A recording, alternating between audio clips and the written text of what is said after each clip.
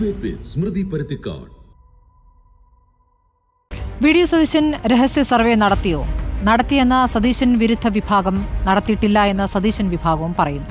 2026 അധികാരം പിടിക്കാൻ ജയസാധ്യതയുള്ള മണ്ഡലങ്ങളിൽ കേന്ദ്രീകരിക്കണം. അധികാരത്തിലേറാൻ കോൺഗ്രസ് ഒറ്റയ്ക്ക് 63 സീറ്റ് പിടിക്കണം. നിലവിലുള്ളത് 21 സീറ്റുകളാണ്. ബാക്കി 42 എന്നതുകൊണ്ട് ഉദ്ദേശിച്ചത് 2001 സുവർണ കാലമാണ്. അതിലേക്കെത്താൻ മണ്ഡലങ്ങളിൽ നേതാക്കൾക്ക് ചുമതല നൽകി തെരഞ്ഞെടുപ്പ് പ്രവർത്തനം തുടങ്ങണമെന്നാണ് പറഞ്ഞതെന്ന് സതീശൻ വിഭാഗം വിശദീകരിക്കുന്നു.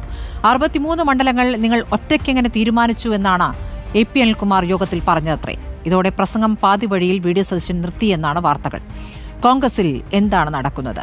ജയിക്കാൻ വഴി പറയുമ്പോൾ പരസ്പരം സംശയിക്കുന്ന നേതാക്കൾ വരുന്ന നിയമസഭാ തെരഞ്ഞെടുപ്പിൽ എന്തത്ഭുതമാണ് കാട്ടാനിരിക്കുന്നത്? സഭയിൽ പിണറായി സ്തുതിയെ കളിയാക്കിയതുകൊണ്ട് ഭരണം പിടിക്കാമെന്നാണോ? ഭരണവിരുദ്ധ വികാരത്തിൽ കയറിക്കളയാമെന്ന വ്യാമോഹം 2021 അവസാനിച്ചതല്ലേ? രഹസ്യ സർവേയോ എന്നതാണ് ചോദ്യം. ചർച്ചയിൽ സണ്ണിക്കുട്ടി എബ്രഹാം, രാഷ്ട്രീയ നിരീക്ഷകൻ, അഡ്വക്കേറ്റ് N. ലാൽകുമാർ, ഇടത് സഹയാത്രികൻ, നിസാം സെയ്ദ്, രാഷ്ട്രീയ നിരീക്ഷകൻ, A. സജീവൻ, രാഷ്ട്രീയ നിരീക്ഷകൻ എന്നിവരാണ്. രാഷ്ട്രീയ നിരീക്ഷകർ മാത്രമുള്ള ചർച്ചയാണ്. ചർച്ചയിൽ ആദ്യം ഞാൻ ശ്രീ സണ്ണിക്കുട്ടി എബ്രഹാമിലേക്ക് പോകുന്നു. ശ്രീ സണ്ണിക്കുട്ടി എബ്രഹാം, ഇപ്പോൾ വി.ഡി. സതീശൻ രഹസ്യ സർവേ നടത്തിയെന്നും ആ രഹസ്യ സർവേ നടത്തി രാഷ്ട്രീയകാര്യ സമിതിയിൽ അത് വിശദീകരിച്ചപ്പോൾ എങ്ങനെയാണ് താങ്കൾ ഒറ്റയ്ക്കൊരു സർവേ നടത്തുക പാർട്ടി അറിയാതെ എന്ന ചോദ്യമുണ്ടായെന്നും അതോടുകൂടി പറഞ്ഞുകൊണ്ടിരുന്ന കാര്യം പാതി വഴിയിൽ വി.ഡി. സതീശൻ നിർത്തിയെന്നുമാണ് വാർത്തകൾ. താങ്കളുടെ മനസ്സിലാക്കൽ, താങ്കൾക്ക് ലഭിച്ച വിവരങ്ങൾ എങ്ങനെയാണ്?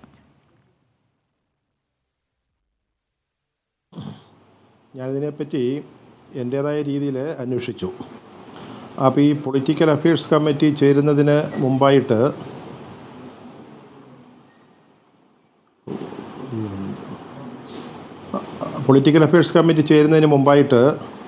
ഒരു ചർച്ച നടന്നിരുന്നു. ഇങ്ങോട്ട് അടിച്ചു വരുന്നുണ്ട്. സാങ്കേതിക പ്രശ്നം ഒന്ന് പരിഹരിക്കണം. പ്രോബ്ലം ഉണ്ട്. താങ്കൾ പറഞ്ഞോളൂ ശ്രീ സണ്ണിക്കുട്ടി എബ്രഹാം, പറഞ്ഞോളൂ, അവിടെ ശരിയാക്കാം. അതായത് ഈ പൊളിറ്റിക്കൽ അഫയേഴ്സ് കമ്മിറ്റി ചേരുന്നതിന് മുമ്പായിട്ട് തന്നെ ഇതിൻ്റെ അംഗങ്ങൾക്കിടയിൽ ഒരു പ്രചാരണം നടന്നിരുന്നു. നടത്തിയതാരാണെന്നൊന്നും എനിക്കറിയില്ല, അല്ലെങ്കിൽ അറിയാമെങ്കിലും ഞാൻ പറയുന്നില്ല. അതായത് സതീശൻ ഇത്തരത്തിലൊരു രഹസ്യ സർവേ നടത്തിയിട്ടുണ്ട്. AICCയുടെ അനുമതിയോ അല്ലെങ്കിൽ അംഗീകാരമോ കൂടാതെ ഇങ്ങനൊരു സർവേ നടത്തി എന്നൊരു ചർച്ച അല്ലെങ്കിൽ അങ്ങനെ ഒരു പ്രചാരണം ഈ കമ്മിറ്റി ചേരുന്നതിന് മുമ്പ് തന്നെ ഉണ്ടായിരുന്നു. അപ്പോൾ അതിനുശേഷം ഒരു കൺക്ലൂഡിങ് സ്പീച്ച് എന്ന് പറയുന്നത് സതീശൻ്റെ ആയിരുന്നു. അപ്പോൾ സതീശന് അവസാനമായിട്ട് സംസാരിക്കുമ്പോൾ അദ്ദേഹം പറഞ്ഞു, നമുക്ക് ഇത്തവണ വിജയം നമുക്ക് ഉറപ്പാക്കേണ്ടിയിരിക്കുന്നു.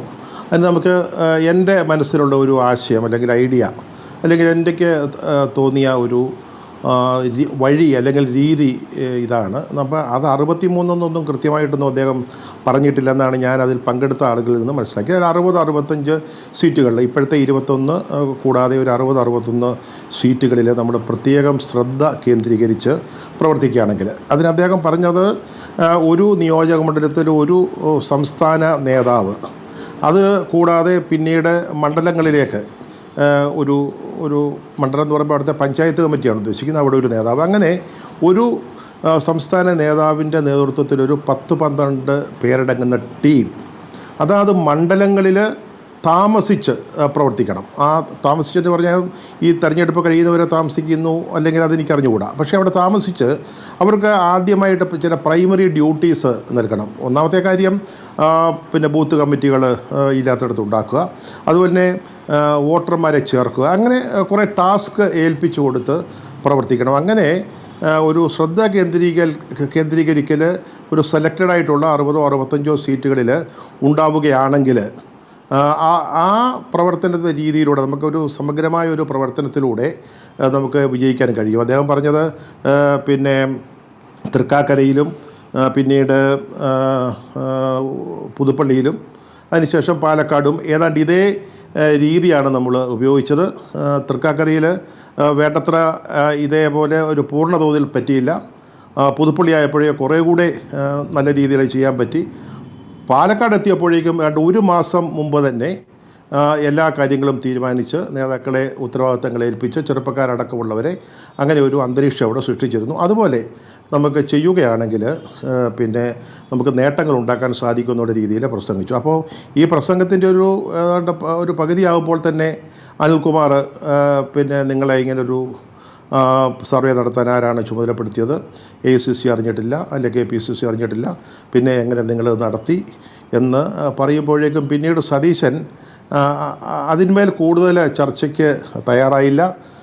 വിശദീകരിക്കാൻ നേതാക്കൾ ആവശ്യപ്പെട്ടിട്ടും അദ്ദേഹം തയ്യാറായില്ല. അങ്ങനെ ഐക്യം എന്ന ലക്ഷ്യത്തോടു കൂടി, അതായത് തിരഞ്ഞെടുപ്പിന് മുമ്പായിട്ട് നേതാക്കൾക്കിടയിലെങ്കിലും ഐക്യം ഉണ്ടാക്കണമെന്ന ലക്ഷ്യത്തോടു കൂടി ആഗ്രഹിച്ച് ആരംഭിച്ച അല്ലെങ്കിൽ നടത്തിയ ഈ പൊളിറ്റിക്കൽ അഫയേഴ്സ് കമ്മിറ്റി ഒരു ലക്ഷ്യം സാധിക്കാതെ പിരിയുകയാണ് ഉണ്ടായത്. അല്ലാതെ വാസ്തവത്തിൽ ഞാൻ മനസ്സിലാക്കുന്നതാണ്, അല്ലാതെ ഞാൻ ഇതിലാരുടെയെങ്കിലും പക്ഷം പിടിച്ചു പറയുന്നതല്ല. അങ്ങനെ ഒരു സർവേ നടത്തിയിട്ടില്ല എന്നുള്ളതാണ് വസ്തുത. പിന്നെ ഒരു സർവേ എന്ന് പറഞ്ഞാൽ ഒരു രഹസ്യ സർവേ, സ്മൃതി നമുക്കറിയാമല്ലോ, ഒരു 144 മണ്ഡലങ്ങളിൽ അല്ലെങ്കിൽ ഒരു 65 മണ്ഡലങ്ങൾ നോക്കിയാൽ അതിലെങ്കിലും വളരെ വിപുലമായ ഈ തോതിലുള്ളൊരു സർവേ നടത്തണമെങ്കിൽ എത്ര ലക്ഷം രൂപ ചിലവാകുമെന്നാണ് പറയുന്നത്. അതിപ്പോൾ സതീശന് മാത്രമായിട്ട് ചെയ്യാൻ പറ്റുമോ? രണ്ടാമത്തെ കാര്യം, നമുക്ക് കോൺഗ്രസ് അറിയാമല്ലോ, കോൺഗ്രസിൻ്റെ രീതികൾ. കോൺഗ്രസ്സിലെ ആളുകൾ അറിയാതെ, നേതാക്കളോ പ്രവർത്തകരോ അറിയാതെ, അല്ലെങ്കിൽ ഈ KPCCയുടെ നേതാക്കൾ അല്ലെങ്കിൽ താഴോട്ടുള്ള മണ്ഡലം വരെയുള്ള നേതാക്കൾ അറിയാതെ ഒരു രഹസ്യ സർവേ ഇപ്പോൾ ആര് വിചാരിച്ചാൽ നടത്താൻ പറ്റുമോ? സതീശൻ വിചാരിച്ചാൽ അല്ലെങ്കിൽ വേറൊരാൾ വിചാരിച്ചാൽ നടത്താൻ പറ്റില്ല. പക്ഷേ ഇത് സംഭവിച്ചിരിക്കുന്നത് നമ്മുടെ മുമ്പിൽ ധാരാളം ഡേറ്റാസ് ഉണ്ട് സ്മൃതി. ഒരു കോൺഗ്രസ്സുകാർക്ക് ഇത്തരത്തിലുള്ളൊരു നിഗമനത്തിലെത്തുന്നതിന് കഴിഞ്ഞ 2 പാർലമെൻറ്റ് തെരഞ്ഞെടുപ്പിലെ പിന്നെ ഡേറ്റാസ് ഉണ്ട്. ഈ കഴിഞ്ഞ അസംബ്ലി തെരഞ്ഞെടുപ്പിന് ശേഷം നടന്ന പഞ്ചായത്ത് അല്ലെങ്കിൽ പിന്നെ എന്താ പറയുക തദ്ദേശ ഭരണ സ്ഥാപനങ്ങളിലെ ഉപതെരഞ്ഞെടുപ്പുകൾ, നിയമസഭയിലേക്കും പാർലമെൻറ്റിലേക്കും ഒക്കെ നടന്ന ഉപതെരഞ്ഞെടുപ്പുകൾ, പിന്നീട് നമ്മുടെ കേരള രാഷ്ട്രീയത്തിൽ സംഭവിച്ചുകൊണ്ടിരിക്കുന്ന പുതിയ പ്രവണതകൾ, പ്രത്യക്ഷമാകുന്ന ട്രെൻഡ്സ്, അതുപോലെ തന്നെ നമുക്കറിയാവുന്നതാണ് ഈ ഒരു സോഷ്യൽ എഞ്ചിനീയറിങ്ങിന് പറ്റുന്ന രീതിയിൽ നമ്മുടെ സാമുദായിക സമവാക്യങ്ങളിൽ വന്നുകൊണ്ടിരിക്കുന്ന മാറ്റങ്ങളൊക്കെ ഉണ്ട്. ഈ പിന്നെ ഡേറ്റാസ് വെച്ചുകൊണ്ട് തന്നെ അല്പം കഠിനാധ്വാനം ചെയ്താൽ, അല്പം സമയം ചെലവഴിച്ചാൽ, അല്പം ബുദ്ധിയും വിവരമൊക്കെ ഉണ്ടെങ്കിൽ ആർക്കും ഇത്തരത്തിലുള്ള ഒരു നിഗമനങ്ങളിലേക്ക് അല്ലെങ്കിൽ വിജയത്തിലേക്കുള്ള വഴികൾ, ആ വഴികൾ പൂർണ്ണമായിട്ട് ശരിയാകുമെന്നൊക്കെയുള്ള രണ്ടാമത്തെ കാര്യം. ഇത്തരത്തിലുള്ള ഒരു നിഗമനങ്ങളിലെത്തുന്നതിനും അതിന് പ്രപ്പോസലായിട്ട്, അതാണ് സതീശൻ്റെ ചേർന്ന് നിൽക്കുന്ന ആളുകൾ പറയുന്നത്, ഒരു പ്രപ്പോസലായിട്ട് അവതരിപ്പിച്ചതാണ്. അതിലെന്താ തെറ്റെന്നുള്ളത് അതിലെന്താണ് തെറ്റ് എന്ന് ചോദിക്കുമ്പോൾ അതിൽ തെറ്റുണ്ട് എന്ന് പറയുന്നത് പാർട്ടിയിൽ തന്നെ ഒരു വിഭാഗമാണല്ലോ ശ്രീ സണ്ണിക്കുട്ടി എബ്രഹാം. അവിടെയാണ് പ്രശ്നം. 2026 ഭരണം പിടിക്കുക എന്ന ലക്ഷ്യം തന്നെയാണോ യഥാർത്ഥത്തിൽ ഈ പാർട്ടിയിൽ എല്ലാവർക്കും ഉള്ളത് എന്നൊരു സംശയം ഉയരുന്ന രീതിയിലാണ് നേതാക്കളുടെ വ്യത്യസ്ത അഭിപ്രായങ്ങൾ പുറത്തേക്ക് വരുന്നത്. ശ്രീ നിസാം സയ്യിദ്, താങ്കൾക്കും കോൺഗ്രസിൽ നടക്കുന്ന കാര്യങ്ങളെക്കുറിച്ച് നല്ല വ്യക്തതയുള്ള ആളാണ്. ഇപ്പോൾ രാഷ്ട്രീയകാര്യ സമിതിയിൽ എങ്ങനെ ജയിക്കാം എന്നതിൽ ചില മാർഗങ്ങൾ ഒരു പ്രതിപക്ഷ നേതാവ് എന്ന നിലയ്ക്ക്, UDF കൺവീനർ എന്ന നിലയ്ക്ക് VD സതീശൻ ചില നിർദ്ദേശങ്ങൾ നൽകുന്നതിൽ സംശയം തോന്നുന്നത് എന്തുകൊണ്ടാണ് മറുവിഭാഗത്തിന്? അത് മുഖ്യമന്ത്രിയാകാനുള്ള ശ്രമമാണ് എന്ന ഒറ്റയടിക്ക് വ്യാഖ്യാനിക്കുന്നത് എന്തുകൊണ്ടാണ്? യഥാർത്ഥത്തിൽ അങ്ങനെ ഒരു ലക്ഷ്യം VD സതീശൻ്റെ ഈ പ്രതികരണത്തിൽ ഉണ്ടോ? ഈ പറഞ്ഞത് 63 എന്ന ഒരു കണക്ക് പറയുന്നത് 2001 കണക്കാണ്. AK ആന്റണി മുഖ്യമന്ത്രിയായ 100 സീറ്റിൽ വിജയിച്ച ആ തെരഞ്ഞെടുപ്പ് ഫലം. അതിലേക്ക് നമുക്ക് എത്തേണ്ടതുണ്ട്. അതിലേക്ക് എത്തണമെങ്കിൽ ഇപ്പോഴത്തെ 21 കൂടെ 42 കൂടി ചേരണം. ആ 42 സ്ഥലങ്ങളിൽ, 42 മണ്ഡലങ്ങളിൽ ഓരോ നേതാക്കൾക്കും ചുമതല നൽകിക്കൊണ്ട് ഇപ്പോഴേ പ്രവർത്തനം തുടങ്ങിയാൽ നമുക്ക് പിടിക്കാം എന്ന് ഒരു പ്രതിപക്ഷ നേതാവിന് പറഞ്ഞുകൂടെ എന്നൊരു ചോദ്യമുണ്ടല്ലോ.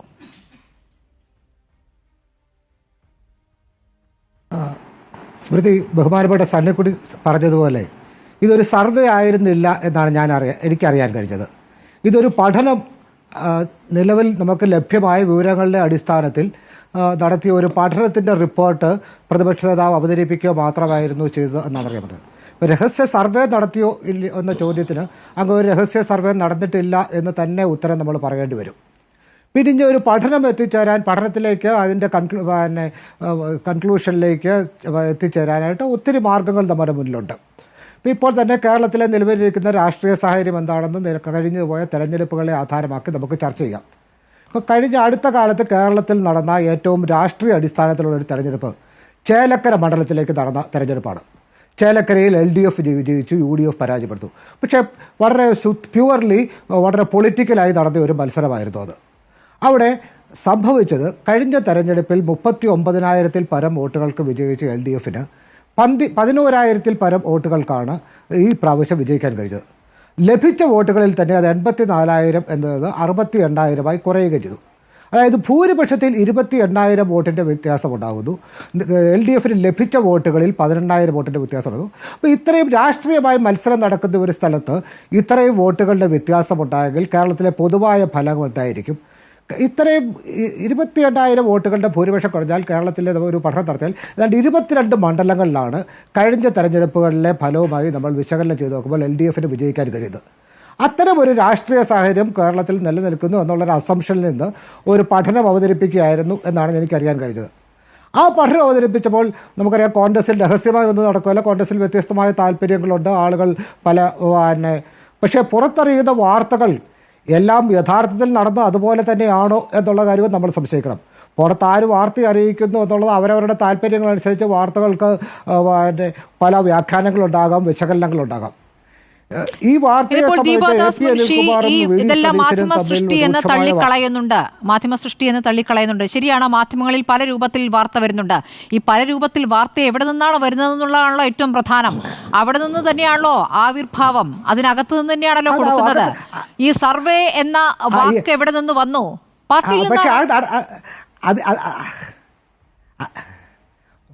സർവേ ഒരു പഠനത്തെ സർവേ എന്ന് ഉപയോഗിച്ച വാക്കുകളിൽ ഉപയോഗിച്ച തെറ്റാണ്. പക്ഷേ എനിക്ക് മനസ്സിലാക്കാൻ കഴിഞ്ഞത് AP അനിൽകുമാർ തന്നെ വാർത്തകളിൽ ഇങ്ങനെ വ്യാഖ്യാനിക്കപ്പെട്ടതിൽ അത് അസ്വസ്ഥനായിരുന്നു. ഞായറാഴ്ച പൊളിറ്റിക്കൽ അഫയേഴ്സ് കമ്മിറ്റി നടന്നു.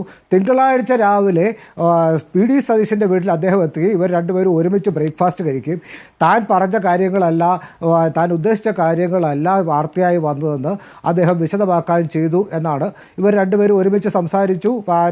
അപ്പം ഈ പറയുന്ന വാർത്തകൾ ഈ രീതിയിലെല്ലാം സംഭവിച്ചത് എന്നാണ് എനിക്കറിയാൻ കഴിഞ്ഞത്. കോൺഗ്രസിൽ ഗ്രൂപ്പ് വഴക്കുണ്ടാകുന്നതും ആശയ താല്പര്യങ്ങളുണ്ടാകുന്നതും സംഘർഷങ്ങളുണ്ടാകുന്നതൊന്നും പുതിയ കാര്യങ്ങളൊന്നുമല്ല. കോൺഗ്രസ് ഇരുമ്പുമറയ്ക്കുള്ളിൽ പ്രവർത്തിക്കുന്ന പാർട്ടിയല്ല. ഈ പാർട്ടിയെക്കുറിച്ച് നിങ്ങൾക്കൊരു ചുക്കും അറിയില്ല എന്ന് പറയുന്ന പാർട്ടിയല്ല. പക്ഷേ കോൺഗ്രസിലെ ഗ്രൂപ്പുകളുടെ ഒരു നില എനിക്ക് അറിയാവുന്നിടത്തോളം കാലം ഇപ്പം 80കളിലും 90കളിലും ഒക്കെ നമുക്കറിയാം കരുണാകരനും AK ആന്റണിയും ഈ പാർട്ടിയിൽ വിരുദ്ധ ഗ്രൂപ്പുകളെ നയിക്കുമ്പോൾ ഇത് വെർച്വലി ഇത് 2 പാർട്ടിയായിരുന്നു. തെരഞ്ഞെടുപ്പ് സമയത്ത് മാത്രം ചില ഒത്തുതീർപ്പുകളിലെത്തുന്ന 2 പാർട്ടിയായിരുന്നു. അത്തരം വലിയ ഭീമമായ ഗ്രൂപ്പ് വഴക്കുകളൊന്നും ഇപ്പോഴത്തെ അവസ്ഥയിൽ കോൺഗ്രസിലുണ്ട് എന്ന് ഞാൻ ശരിയാണ്. പഴയ കാലത്തെ വെച്ച് നോക്കുമ്പോൾ അങ്ങനെയല്ല. ആന്റണിയും കരുണാകരനും തമ്മിലൊക്കെ ഉണ്ടായിരുന്ന പോലുള്ള ഒരു തർക്കം അവസാന ഘട്ടത്തിൽ സ്ഥാനാർത്ഥിയെ തന്നെ പല മണ്ഡലങ്ങളിൽ നിന്നും മാറ്റേണ്ടി വന്ന രൂപത്തിലേക്ക് കാര്യങ്ങൾ മാറിയത്. അതിലേക്കൊന്നും തൽക്കാലം എത്തിയിട്ടില്ല. പക്ഷേ ഒരു കൊല്ലം കൂടി ബാക്കിയുണ്ടെന്ന് ആലോചിക്കണം. ഈ ഒരു കൊല്ലം ബാക്കിയുള്ളപ്പോഴാണ് ഇവിടെ തുടങ്ങിയിരിക്കുന്നത്. ഒരാൾ 2 ചുവട് മുന്നോട്ട് വയ്ക്കുമ്പോൾ പറഞ്ഞുകൊണ്ടിരുന്നത് വി ഡി സതീശനും രമേശ് ചെന്നിത്തലയും തമ്മിൽ വലിയ യുദ്ധം നടക്കുന്നു എന്നുള്ളതായിരുന്നു. ഇന്നവർ ഒരുമിച്ച് ഒരു അഴിമതി ആരോപണത്തെക്കുറിച്ച് പത്രസമ്മേളനം നടത്തുന്നത് നാം കണ്ടു. പിന്നെ ഇതിൻ്റെ അടിസ്ഥാനപരമായ കാര്യം, പണ്ടൊക്കെ ഗ്രൂപ്പ് സംവിധാനം എന്ന് പറഞ്ഞാൽ ഏറ്റവും അടിസ്ഥാന തലം വരെ കമാൻഡിങ് സ്ട്രക്ചറുള്ള ഒരു നെറ്റ്വർക്കായിരുന്നു. ഒരു ഏറ്റവും ടോപ്പിലിരിക്കുന്ന കരുണാകരനെ പോലെ അല്ലെങ്കിൽ ഉമ്മൻചാണ്ടിയെ പോലെ AK ആന്റണിയെ പോലെയുള്ള ഒരാൾ ഒരു കമാൻഡ് കൊടുത്താൽ അത് ബൂത്തിൽ നടപ്പിലാക്കാൻ കഴിയുന്ന സ്ട്രക്ചറുള്ള സംവിധാനങ്ങളായിരുന്നു കോൺഗ്രസിലെ ഗ്രൂപ്പുകൾ എന്ന് പറയുന്നത്. ഇന്ന് അത്തരം ഗ്രൂപ്പുകളുടെ ഒരു കാർമ്മികത്വം ഒരാൾക്കും കോൺഗ്രസിൽ അവകാശപ്പെടാൻ കഴിയില്ല.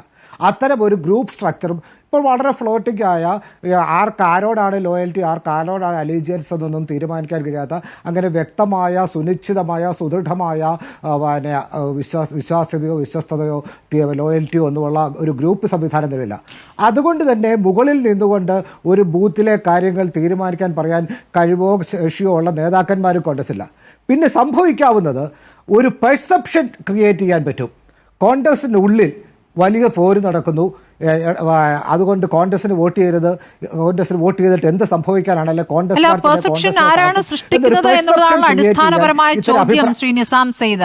ഇത് പുറത്ത് CPM നടത്തുന്നതല്ല. ആ പെർസെപ്ഷൻ ഒരു ഭാഗത്ത് നിന്ന് മാത്രം ക്രിയേറ്റ് ചെയ്യപ്പെടുന്നതാണ് എന്ന് ഞാൻ വിശ്വസിക്കുന്നില്ല. ആ പെർസെപ്ഷൻ ക്രിയേറ്റ് ചെയ്യുക എന്നുള്ളത് സ്വന്തമായി ഭരണ നേട്ടമില്ലാത്ത ഒരു ഭരണമുന്നണി കൂടി വളരെ ബോധപൂർവം ശ്രമിക്കുന്ന ഒരു കോൺഗ്രസിലെ ചെറിയ ചെറിയ പിണക്കങ്ങളെ വലിയ വാർത്തകളാക്കി കോൺഗ്രസ് ഗ്രൂപ്പുകൾ കൊണ്ട് തന്നെ കോൺഗ്രസ് തകരും എന്ന ഒരു നരേറ്റീവ് ക്രിയേറ്റ് ചെയ്യാനുള്ള ബോധപൂർവമായ ശ്രമം. രാഷ്ട്രീയമാണ്. CPM-ലെയും കോൺഗ്രസിലെയും ചെറിയ അനക്കങ്ങൾ പോലും വാർത്തയാകും. പ്രത്യേകിച്ച് ദൃശ്യമാധ്യമങ്ങൾ ഇത്രയധികം ഉള്ളപ്പോൾ ഒരു ചെറിയ അനക്കം പോലും അത് വാർത്തയാകും. അങ്ങനെ വാർത്തയാക്കാൻ നേതാക്കളും ആഗ്രഹിക്കുന്നു കോൺഗ്രസിൽ. അതൊരു സത്യമാണല്ലോ. അനങ്ങിയാൽ പ്രതികരണം എങ്ങനെയാണ് വരുന്നത്? വിരുദ്ധ പ്രതികരണങ്ങൾ എങ്ങനെയാണ് വരുന്നത്? 5 ലക്ഷം സർക്കാർ ഉദ്യോഗസ്ഥർ പണിമുടക്കിയ ഒരു ദിവസമാണ്. എന്നിട്ടോ ഇന്നത്തെ ദിവസം 5 ലക്ഷം സർക്കാർ ജീവനക്കാർ കേരളത്തിൽ പണിമുടക്കിലാണ്. ഈ സർക്കാർ പറയുമ്പോൾ ഏതാണ്ട് പക്ഷേ അതിനെ വെല്ലുന്ന രീതിയിൽ നേതാക്കൾ ഇറങ്ങി തിരിച്ചാൽ എന്ത് ചെയ്യും? വിഷയം പാർട്ടി തരില്ലേ ഇങ്ങോട്ട്? അല്ല, 5 ലക്ഷം കുടുംബങ്ങൾ എന്ന് പറയുമ്പോൾ ഏതാണ്ട് 10-25 ലക്ഷം ആളുകൾ ഈ സർക്കാരിനെതിരെയുള്ള വികാരമായി പരസ്യമായ രംഗത്ത് വരുമ്പോൾ അത്തരമുള്ള വികാരങ്ങളെയൊക്കെ മറയ്ക്കാൻ അതിനേക്കാളൊക്കെ വലിയ സംഭവങ്ങളാണ് പ്രതിപക്ഷത്തിൻ്റെ പോരടിക്കുന്നതുകൊണ്ട് സംഭവിക്കാൻ പോകുന്നത്. പ്രതിപക്ഷത്തിൻ്റെ പോരടിക്കുന്നതുകൊണ്ട് വീണ്ടും LDF അധികാരത്തിൽ വരും എന്നൊരു നരേറ്റീവ്. മറ്റൊന്നും പറയാനില്ലാത്ത ആളുകൾ അത്തരമൊരു നരേറ്റീവ് പറയേണ്ടവർ പോരടിക്കുകയാണോ എന്നുള്ള ചോദ്യമാണല്ലോ അവിടെയുള്ളത്. Advocate N. ലാൽകുമാർ ഇന്ന് സഭയിൽ കണ്ടത് അഡ്വക്കേറ്റ് N. ലാൽകുമാർ ഇന്ന് സഭയിൽ കണ്ടത് പിണറായി സ്തുതി നല്ല ഈണത്തിൽ പാടിക്കൊണ്ട് PC വിഷ്ണുനാഥ് പ്രതിപക്ഷ നിരയിൽ നിന്നും കയ്യടി വാങ്ങുന്നതാണ്. ആ പാട്ടിങ്ങനെ ഈണത്തിൽ പാടി പുറത്തൊന്ന് പരിഹസിച്ച് നിന്നാൽ അടുത്ത ഭരണം പിടിക്കാൻ പറ്റുമോ? അപ്പുറത്ത് കേൾക്കുന്നത് രാഷ്ട്രീയകാര്യ സമിതിയിൽ എങ്ങനെ ഭരണം പിടിക്കാമെന്നുള്ള ചർച്ചകളിൽ കുറച്ച് നിർദ്ദേശങ്ങൾ മുന്നോട്ട് വെച്ച പ്രതിപക്ഷ നേതാവിനോട് നിങ്ങളെ എങ്ങനെ ഒറ്റയ്ക്ക് സർവേ നടത്തിയെന്ന ചോദ്യം ഉയർന്നു എന്നാണ്. അങ്ങനെ അധിക വർത്തമാനത്തിലേക്ക് കടന്നപ്പോൾ എന്നാൽ ഞാൻ ഇനി പറയുന്നില്ല എന്ന് പറഞ്ഞ് പാതി വഴിയിൽ VD സതീശൻ പ്രസംഗം നിർത്തി എന്നുള്ളതാണ്. എന്താണ് കോൺഗ്രസിൽ നടക്കുന്നതെന്നാണ് ലാൽകുമാറിന്റെ മനസ്സിലാക്കൽ?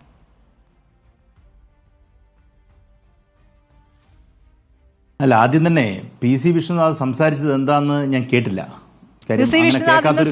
പരാമർശം നടത്തുന്നത് ഞാൻ വിഷ്ണുവിനെയും പഴയ ഇതുണ്ടല്ലോ, കഴിഞ്ഞ ദിവസം ഉണ്ടായിരുന്ന പരിപാടിയിലെ പാട്ടുണ്ടല്ലോ, മുഖ്യമന്ത്രിയെ സ്തുതിച്ചുള്ള പാട്ടുണ്ടല്ലോ, ആ പാട്ട് പാടിക്കൊണ്ട്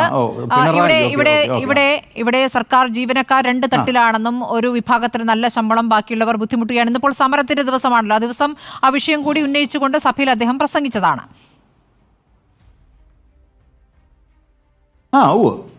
ഇപ്പം കിട്ടി. പ്രതിപക്ഷത്തിരിക്കുന്ന ഒരു നേതാവ്, പ്രത്യേകിച്ച് വിഷ്ണുവിനെ പോലൊരാൾ, അത് ചെയ്യണമല്ലോ. നോക്കൂ, നമ്മൾ പ്രതിപക്ഷത്തിരിക്കുന്നവരെല്ലാം പിണറായി അനുകൂലമായ ഒരു സ്റ്റേറ്റ്മെൻറ്റ് എല്ലായ്പ്പോഴും പറഞ്ഞുകൊള്ളണം എന്നുള്ളൊരു വാശി നമുക്കില്ല. വിമർശനം നിർബന്ധമായും വരും. ഇപ്പോൾ പല കാര്യങ്ങളും നമുക്ക് യോജിക്കാൻ പറ്റുന്നതുകൊണ്ട് യോജിക്കാൻ പറ്റാത്തതുകൊണ്ട് ഇല്ലേ, വിയോജിപ്പുകൾ ഉണ്ടാകത്തില്ലേ, അതൊക്കെ വരും, വിമർശനം ഉണ്ടാവും. അതല്ല, നോക്കൂ, സംഘടനാപരമായി ഉള്ള കാര്യങ്ങളാണല്ലോ നമ്മുടെ സംസാരിച്ചുകൊണ്ടിരിക്കുന്നത്. സംഘടനാപരമായി CPM എവിടെ നിൽക്കുന്നു, കോൺഗ്രസ് എവിടെ നിൽക്കുന്നു, ഇതാണ് അടിസ്ഥാനപരമായ ചോദ്യം. നോക്കൂ, കോൺഗ്രസിനകത്ത് ആദ്യം ഒരു ഭരണം അവർക്ക് നഷ്ടപ്പെടുന്നു. ആ ഭരണം നഷ്ടപ്പെട്ട ശേഷം വീണ്ടും പിണറായിയുടെ നേതൃത്വത്തിൽ കൃത്യമായി CPM-നും അല്ലെങ്കിൽ LDF-ന് വലിയ ഭൂരിപക്ഷത്തിൽ അധികാരത്തിലേക്ക് വരാൻ കഴിയുന്നു. അന്ന് കോൺഗ്രസ് വിചാരിച്ചിരുന്നത് കോൺഗ്രസ് അധികാരത്തിലേക്ക് വരുമെന്നാണ്. പക്ഷേ കോൺഗ്രസ് അധികാരത്തിലേക്ക് വന്നില്ല എന്ന് മാത്രമല്ല, ദയനീയമായി അവർ തോക്കുകയും ചെയ്തു.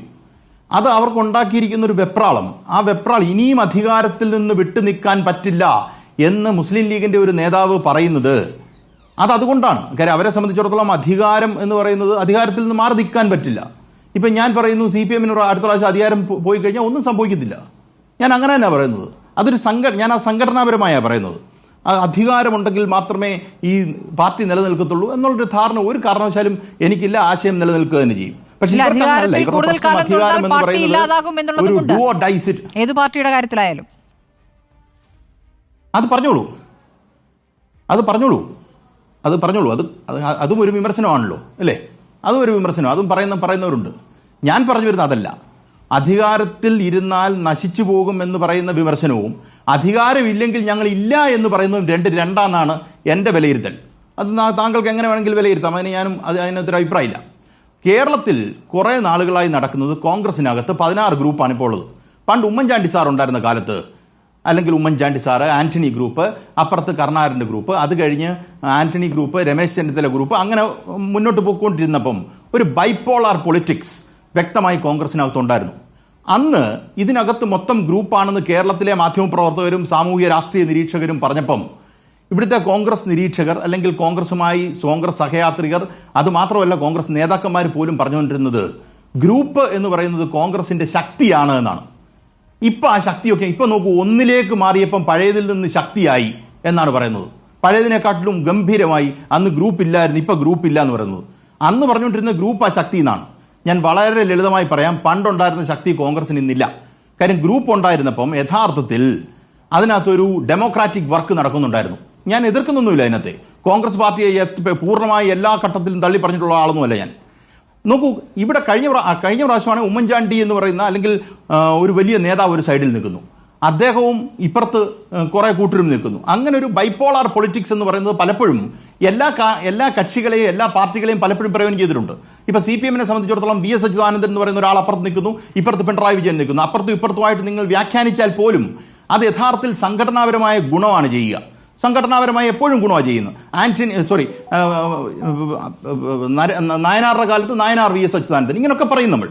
പക്ഷേ അതിൽ നിന്ന് മാറി യഥാർത്ഥത്തിൽ ഉമ്മൻചാണ്ടി സാറിന്റെ വിയോഗത്തിന് ശേഷം കോൺഗ്രസിൽ സംഭവിച്ചിരിക്കുന്ന കാര്യം, കോൺഗ്രസിനെ VD സതീശനും ഗ്രൂപ്പും ഹൈജാക്ക് ചെയ്തു. സ്മൃതി, താങ്കൾ മാധ്യമപ്രവർത്തനം നടത്താൻ വളരെ മുതിർന്ന മാധ്യമപ്രവർത്തകയാണ്. താങ്കൾക്ക് രാഷ്ട്രീയ ഇവരെ ഓരോരുത്തരെയും വ്യക്തിപരമായിട്ട് അറിയാവുന്നതാണ്. കഴിഞ്ഞ കുറച്ച് കാലമായി താങ്കളുടെ രാഷ്ട്രീയ നിരീക്ഷണത്തിൽ താങ്കൾ ആലോചിച്ച് നോക്കൂ, രമേശ് ചെന്നിത്തല കേരളത്തിന്റെ രാഷ്ട്രീയ കളത്തിലില്ലായിരുന്നു എന്നാണ് എൻ്റെ വിമർശനം. കാര്യം VD സതീശനും അല്ലെങ്കിൽ ആ ഗ്രൂപ്പും ചേർന്ന് യഥാർത്ഥത്തിൽ കോൺഗ്രസിന്റെ രാഷ്ട്രീയം കൈപ്പിടിയിൽ ഒതുക്കാൻ ഒരു വലിയ ശ്രമം നടത്തുന്നത് നമ്മൾ കണ്ടു. അതുകൊണ്ടാണ് NSSന്റെ ആസ്ഥാനത്തേക്ക് പോകുന്ന രമേശ് ചെന്നിത്തലയുടെ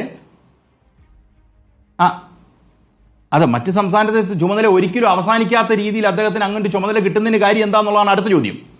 അതിലേക്ക് ഞാൻ അപ്പോൾ അടുത്ത് പോകുന്നു. കാര്യം അത് വീണ്ടും KC വേണുഗോപാലും കൂട്ടരും കൂടെ ചേർത്ത് ഇവിടുന്ന് അദ്ദേഹത്തിനെ മാറ്റി നിർത്താനുള്ള ഒരു വലിയ ശ്രമം നടക്കുന്നു എന്ന് കോൺഗ്രസിനുള്ളിൽ തന്നെ വിമർശനമുണ്ട്. അതാണല്ലോ അടുത്ത പ്രശ്നം. അദ്ദേഹത്തിന് പഞ്ചാബിൽ ഇത് കിട്ടി, അല്ലെങ്കിൽ മഹാരാഷ്ട്രയിൽ അദ്ദേഹത്തിന് ഇത് കിട്ടി. അദ്ദേഹത്തിനെ ഒതുക്കാനായി അല്ലെങ്കിൽ അദ്ദേഹം കേരള രാഷ്ട്രീയത്തിൽ വലിയ പ്രസക്തിയോടുകൂടി നിൽക്കാതിരിക്കാനായിട്ടുള്ള കോൺഗ്രസിനകത്തൊരു കളിയാണെന്നുള്ളൊരു വിമർശനമുണ്ട്. അപ്പം ഞാൻ പറഞ്ഞു വന്നത്, കേരളത്തിലെ കഴിഞ്ഞ കുറേ നാളുകളായി നമ്മൾ സബ്സ്റ്റാൻഷ്യലി കാര്യത്തിലേക്ക് വന്നാൽ കേരളത്തിലെ രാഷ്ട്രീയം യഥാർത്ഥത്തിൽ രമേശ് ചെന്നിത്തല വൃത്തിയായി പറയുന്നുണ്ടോ, രമേശ് ചെന്നിത്തലയ്ക്ക് അതിനുള്ള അവസരമുണ്ടോ എന്നുള്ള ചോദ്യത്തിന് യഥാർത്ഥത്തിൽ രമേശ് ചെന്നിത്തലയ്ക്ക് അങ്ങോട്ടൊരു അവസരം ഇല്ലായിരുന്നു എന്നാണ്. ഈ NSSുമായി ബന്ധപ്പെട്ടും ബാക്കിയുള്ള സംഘടനകളുമായി ബന്ധപ്പെട്ടും ഒക്കെ അദ്ദേഹം തിരിച്ചു വരുന്നത് കണ്ടു കഴിഞ്ഞപ്പം ഇവിടെ എല്ലാവർക്കും വെപ്രാളം ഉണ്ടായിട്ടുണ്ടാകാം. ഇപ്പൊ കോൺഗ്രസിനകത്ത് വെപ്രാളം ഉണ്ടാകുന്നത് കാര്യം രമേശ് ചെന്നിത്തലയുടെ നേതൃത്വത്തിൽ മത്സരിച്ചപ്പം രമേശ് ചെന്നിത്തലയെ തോപ്പിച്ച ഒരു പാർട്ടിയാണ് ഞങ്ങളുടെ പാർട്ടി. അപ്പൊ രമേശ് ചെന്നിത്തല ഭയപ്പെടേണ്ട കാര്യമില്ല, നമ്മളെ സംബന്ധിച്ചിടത്തോളം. VD സതീശനെ ഭയപ്പെടേണ്ട കാര്യമില്ല. അപ്പം ഇവർ തമ്മിൽ തർക്കം നടക്കുന്നുണ്ടോ എന്നുള്ള ചോദ്യത്തിൽ തർക്കമില്ല. ഇതൊരു ഒരുമിച്ചിരുന്ന് വാർത്താ സമ്മേളനം നടത്തി കഴിഞ്ഞാൽ പ്രശ്നം തീരുമെങ്കിൽ ഒരുമിച്ചിരുന്ന് വാർത്താ സമ്മേളനം നടത്തിയ ആൾക്കാരാണ് സുധാകരനും രമേശ് ചെന്നിത്തല VD സതീശനും. നമ്മൾ കണ്ട മൈക്ക് അങ്ങോട്ടും ഇങ്ങോട്ടും മാറ്റുന്നത് കണ്ട വാർത്താ സമ്മേളനം ഒരുമിച്ചല്ലേ എന്ന് വേണമെങ്കിൽ നമുക്ക് പറയുകയും ചെയ്യാം. ഇവിടെ ഞാൻ അടിസ്ഥാനപരമായി പറയുന്നത് ഇതിനകത്ത് 16 ഗ്രൂപ്പായി മാറി. VD സതീശൻ എന്ന് പറയുന്ന നേതാവ് KC വേണുഗോപാലിനോടൊപ്പം ചേർന്ന് അദ്ദേഹം കേരളത്തിന്റെ മുഖ്യമന്ത്രി സ്ഥാനാർത്ഥിയാകാൻ ശ്രമിക്കുന്നു. ഞാൻ എന്റെ ഒരു സംശയം ചോദിക്കട്ടെ, രമേശ് ചെന്നിത്തലയെ ഭയക്കേണ്ടതില്ല ഇടതുപക്ഷത്തിന് എന്ന് പറയുമ്പോൾ രമേശ് ചെന്നിത്തല മുന്നോട്ട് വരട്ടെ, രമേശ് ചെന്നിത്തലയുടെ പേര് അങ്ങനെ ഉയർന്നു കേൾക്കട്ടെ, കാരണം ഭയക്കേണ്ടതില്ലാത്തൊരു നേതാവാണല്ലോ, അദ്ദേഹത്തിന്റെ പേര് തന്നെ അങ്ങ് ഉയർന്നു കേൾക്കട്ടെ എന്ന് ഇടതുപക്ഷം ആഗ്രഹിക്കുന്നുണ്ടോ? ഞാൻ VD സതീശനെ പേടിയാന്ന് നമ്മൾ പറഞ്ഞില്ല, അത് മനസ്സിലാക്കണം. VD സതീശനായാലും രമേശ് ചെന്നിത്തലയാണേലും ഇവിടെ നമുക്കൊന്നുമില്ല. ഇത് ആദ്യം മനസ്സിലാക്കേണ്ട ഒരു കാര്യമാണ്. നോക്കൂ, കേരളത്തിലെ കോൺഗ്രസ് രാഷ്ട്രീയത്തിൽ ഏറ്റവും കഴിഞ്ഞ ഒരു 10-20 വർഷം എടുത്തു കഴിഞ്ഞാൽ ഏറ്റവും വലിയ രാഷ്ട്രീയക്കാരനാരാണ്? അത് ഉമ്മൻചാണ്ടിയാണ്. ഒരു സംശയം വേണ്ട കാര്യത്തിൽ. കോൺഗ്രസിനകത്തെ കാര്യം ഞാൻ പറയുന്നത്. കരുണാകരന് ശേഷം കേരളത്തിൽ വന്നിരിക്കുന്ന ആന്റണി പോലും അല്ല, ഉമ്മൻചാണ്ടിയാണ്. ഉമ്മൻചാണ്ടിയെ നമ്മൾ തോപ്പിച്ചില്ലേ? ഉമ്മൻചാണ്ടിയെ നമ്മൾ എതിർത്തില്ലേ? രാഷ്ട്രീയം പറഞ്ഞില്ലേ? പിന്നെ എന്ത് VD സതീശൻ? ഒരു പ്രശ്നമില്ല. അത് അപ്പുറത്ത് റിപ്പോർട്ടർ ചാനലില് എഡിറ്റേഴ്സ് അവറിൽ ആര് സംസാരിക്കണമെന്ന് തീരുമാനിക്കുന്നത് നമ്മളല്ലല്ലോ. സ്മൃതിയും അല്ലെങ്കിൽ നിങ്ങളുടെ പങ്കാളികളും കൂടെ ചേർന്നാണ് തീരുമാനിക്കുന്നത്. അതിൽ നിങ്ങൾ പങ്കെടുത്ത് നിങ്ങൾ മറ്റുള്ള ചാനലിനെ തോപ്പിക്കാനുള്ള റേറ്റിംഗ് ഉണ്ടാക്കും. അത് നിങ്ങളുടെ കോമ്പറ്റീറ്റീവ് അഡ്വാൻറ്റേജ് ആണ്. അതിലെങ്ങനെ എനിക്ക് ഇടപെടാൻ പറ്റും? പുറത്ത് നിൽക്കുന്ന ഒരു രാഷ്ട്രീയക്കാരൻ എങ്ങനെ ഇടപെടാൻ പറ്റും? ഒരു പാർട്ടിക്ക് എങ്ങനെ ഇടപെടാൻ പറ്റും എന്ന് പറയുന്ന പോലെ ഒരു ചാനലിൽ അവിടെ ഇടപെടാൻ പറ്റില്ല. കോൺഗ്രസ് അങ്ങ് അല്ല, അങ്ങനെ ഇടപെടാൻ പറ്റില്ല. പക്ഷേ ഇന്നയാൾ പറയുന്നതാണ് പോയിന്റ്. ഇന്നയാൾ പറയുന്നതിലേ സത്യമുള്ളൂ, ഇന്നയാൾ പറയുന്ന മഹാമോശമാണ് എന്ന രൂപത്തിൽ ഒരു പെർസെപ്ഷൻ ഉണ്ടാക്കാൻ പറ്റും. ആ രൂപത്തിലുള്ള രീതിയിൽ ഇടപെടാൻ പറ്റും. ആ ഇടപെടൽ ഇടതുപക്ഷത്തുന്നുണ്ടോ എന്നാണ് ചോദ്യം. വി ഡി സതീശന്റെ കാര്യത്തിലും രമേശ് ചെന്നിത്തലയുടെ കാര്യത്തിലും ഒരിക്കലുമില്ല. കാര്യം ഇല്ല. നോക്കൂ, വളരെ നമുക്ക് ഒരു കാര്യം മനസ്സിലാക്കേണ്ട ഒരു കാര്യമുണ്ട്. നമുക്ക് പ്രകടമായി കാണാൻ പറ്റുന്ന ഒരു കാര്യം, വി ഡി സതീശൻ നേരത്തെ പെരുമാറിക്കൊണ്ടിരുന്ന രീതിയിലല്ല വി ഡി സതീശൻ ഇപ്പൊ പെരുമാറിക്കൊണ്ടിരിക്കുന്നത്. അദ്ദേഹം വളരെ അഗ്രസീവ് ആയിരിക്കുന്നു. എനിക്ക് വി ഡി സതീശനെ ഇഷ്ടപ്പെട്ട ഒരു രാഷ്ട്രീയക്കാരനാണ്. അദ്ദേഹത്തോട് എനിക്ക് വ്യക്തിവൈരാഗ്യമൊന്നുമില്ല. പക്ഷെ അദ്ദേഹം പ്രതിപക്ഷ നേതാവായി കഴിഞ്ഞ ശേഷം ഈ പ്രത്യേകിച്ച് NSSുമായി ബന്ധപ്പെട്ട് രമേശ് ചെന്നിത്തലയ്ക്ക് ഒരു തിരിച്ചുവരവ് അദ്ദേഹം നടത്താൻ ശ്രമിച്ചു കഴിഞ്ഞ ശേഷം വി ഡി സതീശന്റെ ഭാഗത്തുനിന്ന് ഒരു വലിയ ശക്തിയോടുകൂടി അദ്ദേഹം അഗ്രസീവായി പ്രതികരിക്കുന്ന പോലെ എനിക്ക് തോന്നുന്നു. അത് എന്റെ കാംനെസ്സും കൂൾനെസ്സും നഷ്ടപ്പെടുന്നതാണ്. സ്മൃതി എന്നെ ഒരു കാര്യത്തിൽ പ്രകോപിച്ചാൽ ഞാൻ പ്രകോപിതനാകുമെങ്കിൽ അത് എന്റെ പ്രശ്നമാണെന്നാണ് ഞാൻ കണക്കാക്കുന്നത്. ഞാൻ അഗ്രസീവായിട്ട് പറയുമായിരിക്കാം, പക്ഷെ അത് എന്റെ പ്രശ്നമാണ്, സ്മൃതിയുടെ പ്രശ്നമല്ല. ഒറ്റ കാര്യം കൂടെ പറഞ്ഞ് ഞാൻ അവസാനിപ്പിക്കാം. നോക്കൂ, അവിടെ ആരെ രമേശ് ചെന്നിത്തലയോ അല്ലെങ്കിൽ അപ്പുറത്ത് രാഹുൽ ഗാന്ധിയോ ആര് തന്നെ വന്നാലും ഇപ്പുറത്തെ സംബന്ധിച്ചിടത്തോളം ഒരു പ്രശ്നമല്ല. കാര്യം അപ്പുറത്ത് രാഷ്ട്രീയം സൗമ്യതയോടുകൂടി പെരുമാറണമെന്നും അപ്പുറത്ത് CPM-ൽ നിന്ന് അല്പം കാർക്കശ്യത്തോടുകൂടിയും അല്പം ഷാർപ്പായും അല്പം അഗ്രസീവായും പ്രതികരിക്കുന്നത് അത് ശക്തിയുടെ തെളിവായും അങ്ങനെയുണ്ടോ? അങ്ങനെ ഒരു വിലയിരുത്തലുണ്ടോ? അത് നല്ല ചോദ്യം. അതിന് മറുപടി ഞാൻ പറയാം. ഇത് യഥാർത്ഥത്തിൽ മാടപ്രാവുകളെ പോലെ പെരുമാറുന്ന നേതാക്കന്മാരെയാണ് ഞങ്ങൾ എന്ന് പറഞ്ഞ് ഇതാണ് ഞങ്ങളുടെ ശക്തി എന്ന് പറഞ്ഞ് അത് ശക്തിയായി മുന്നിൽ അവതരിപ്പിച്ചത് കോൺഗ്രസാ.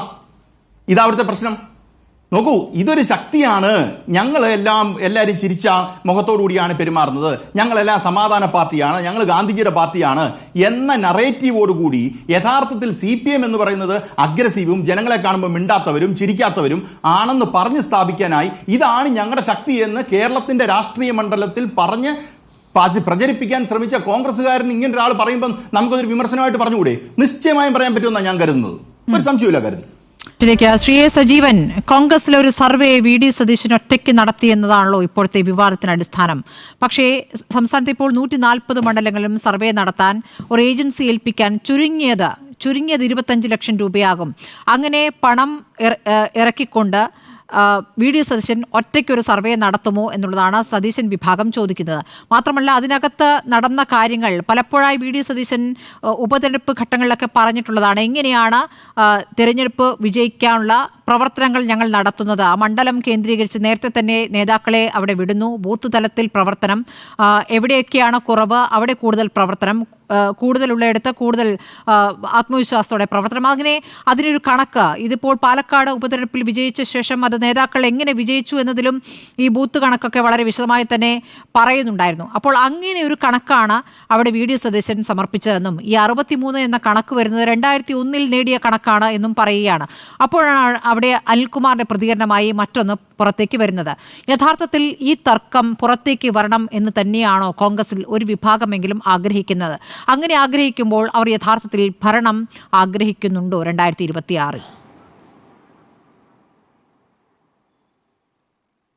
അല്ല, ഭരണം ആഗ്രഹിക്കുന്നു എന്നുള്ള കാര്യത്തിൽ സംശയമില്ല.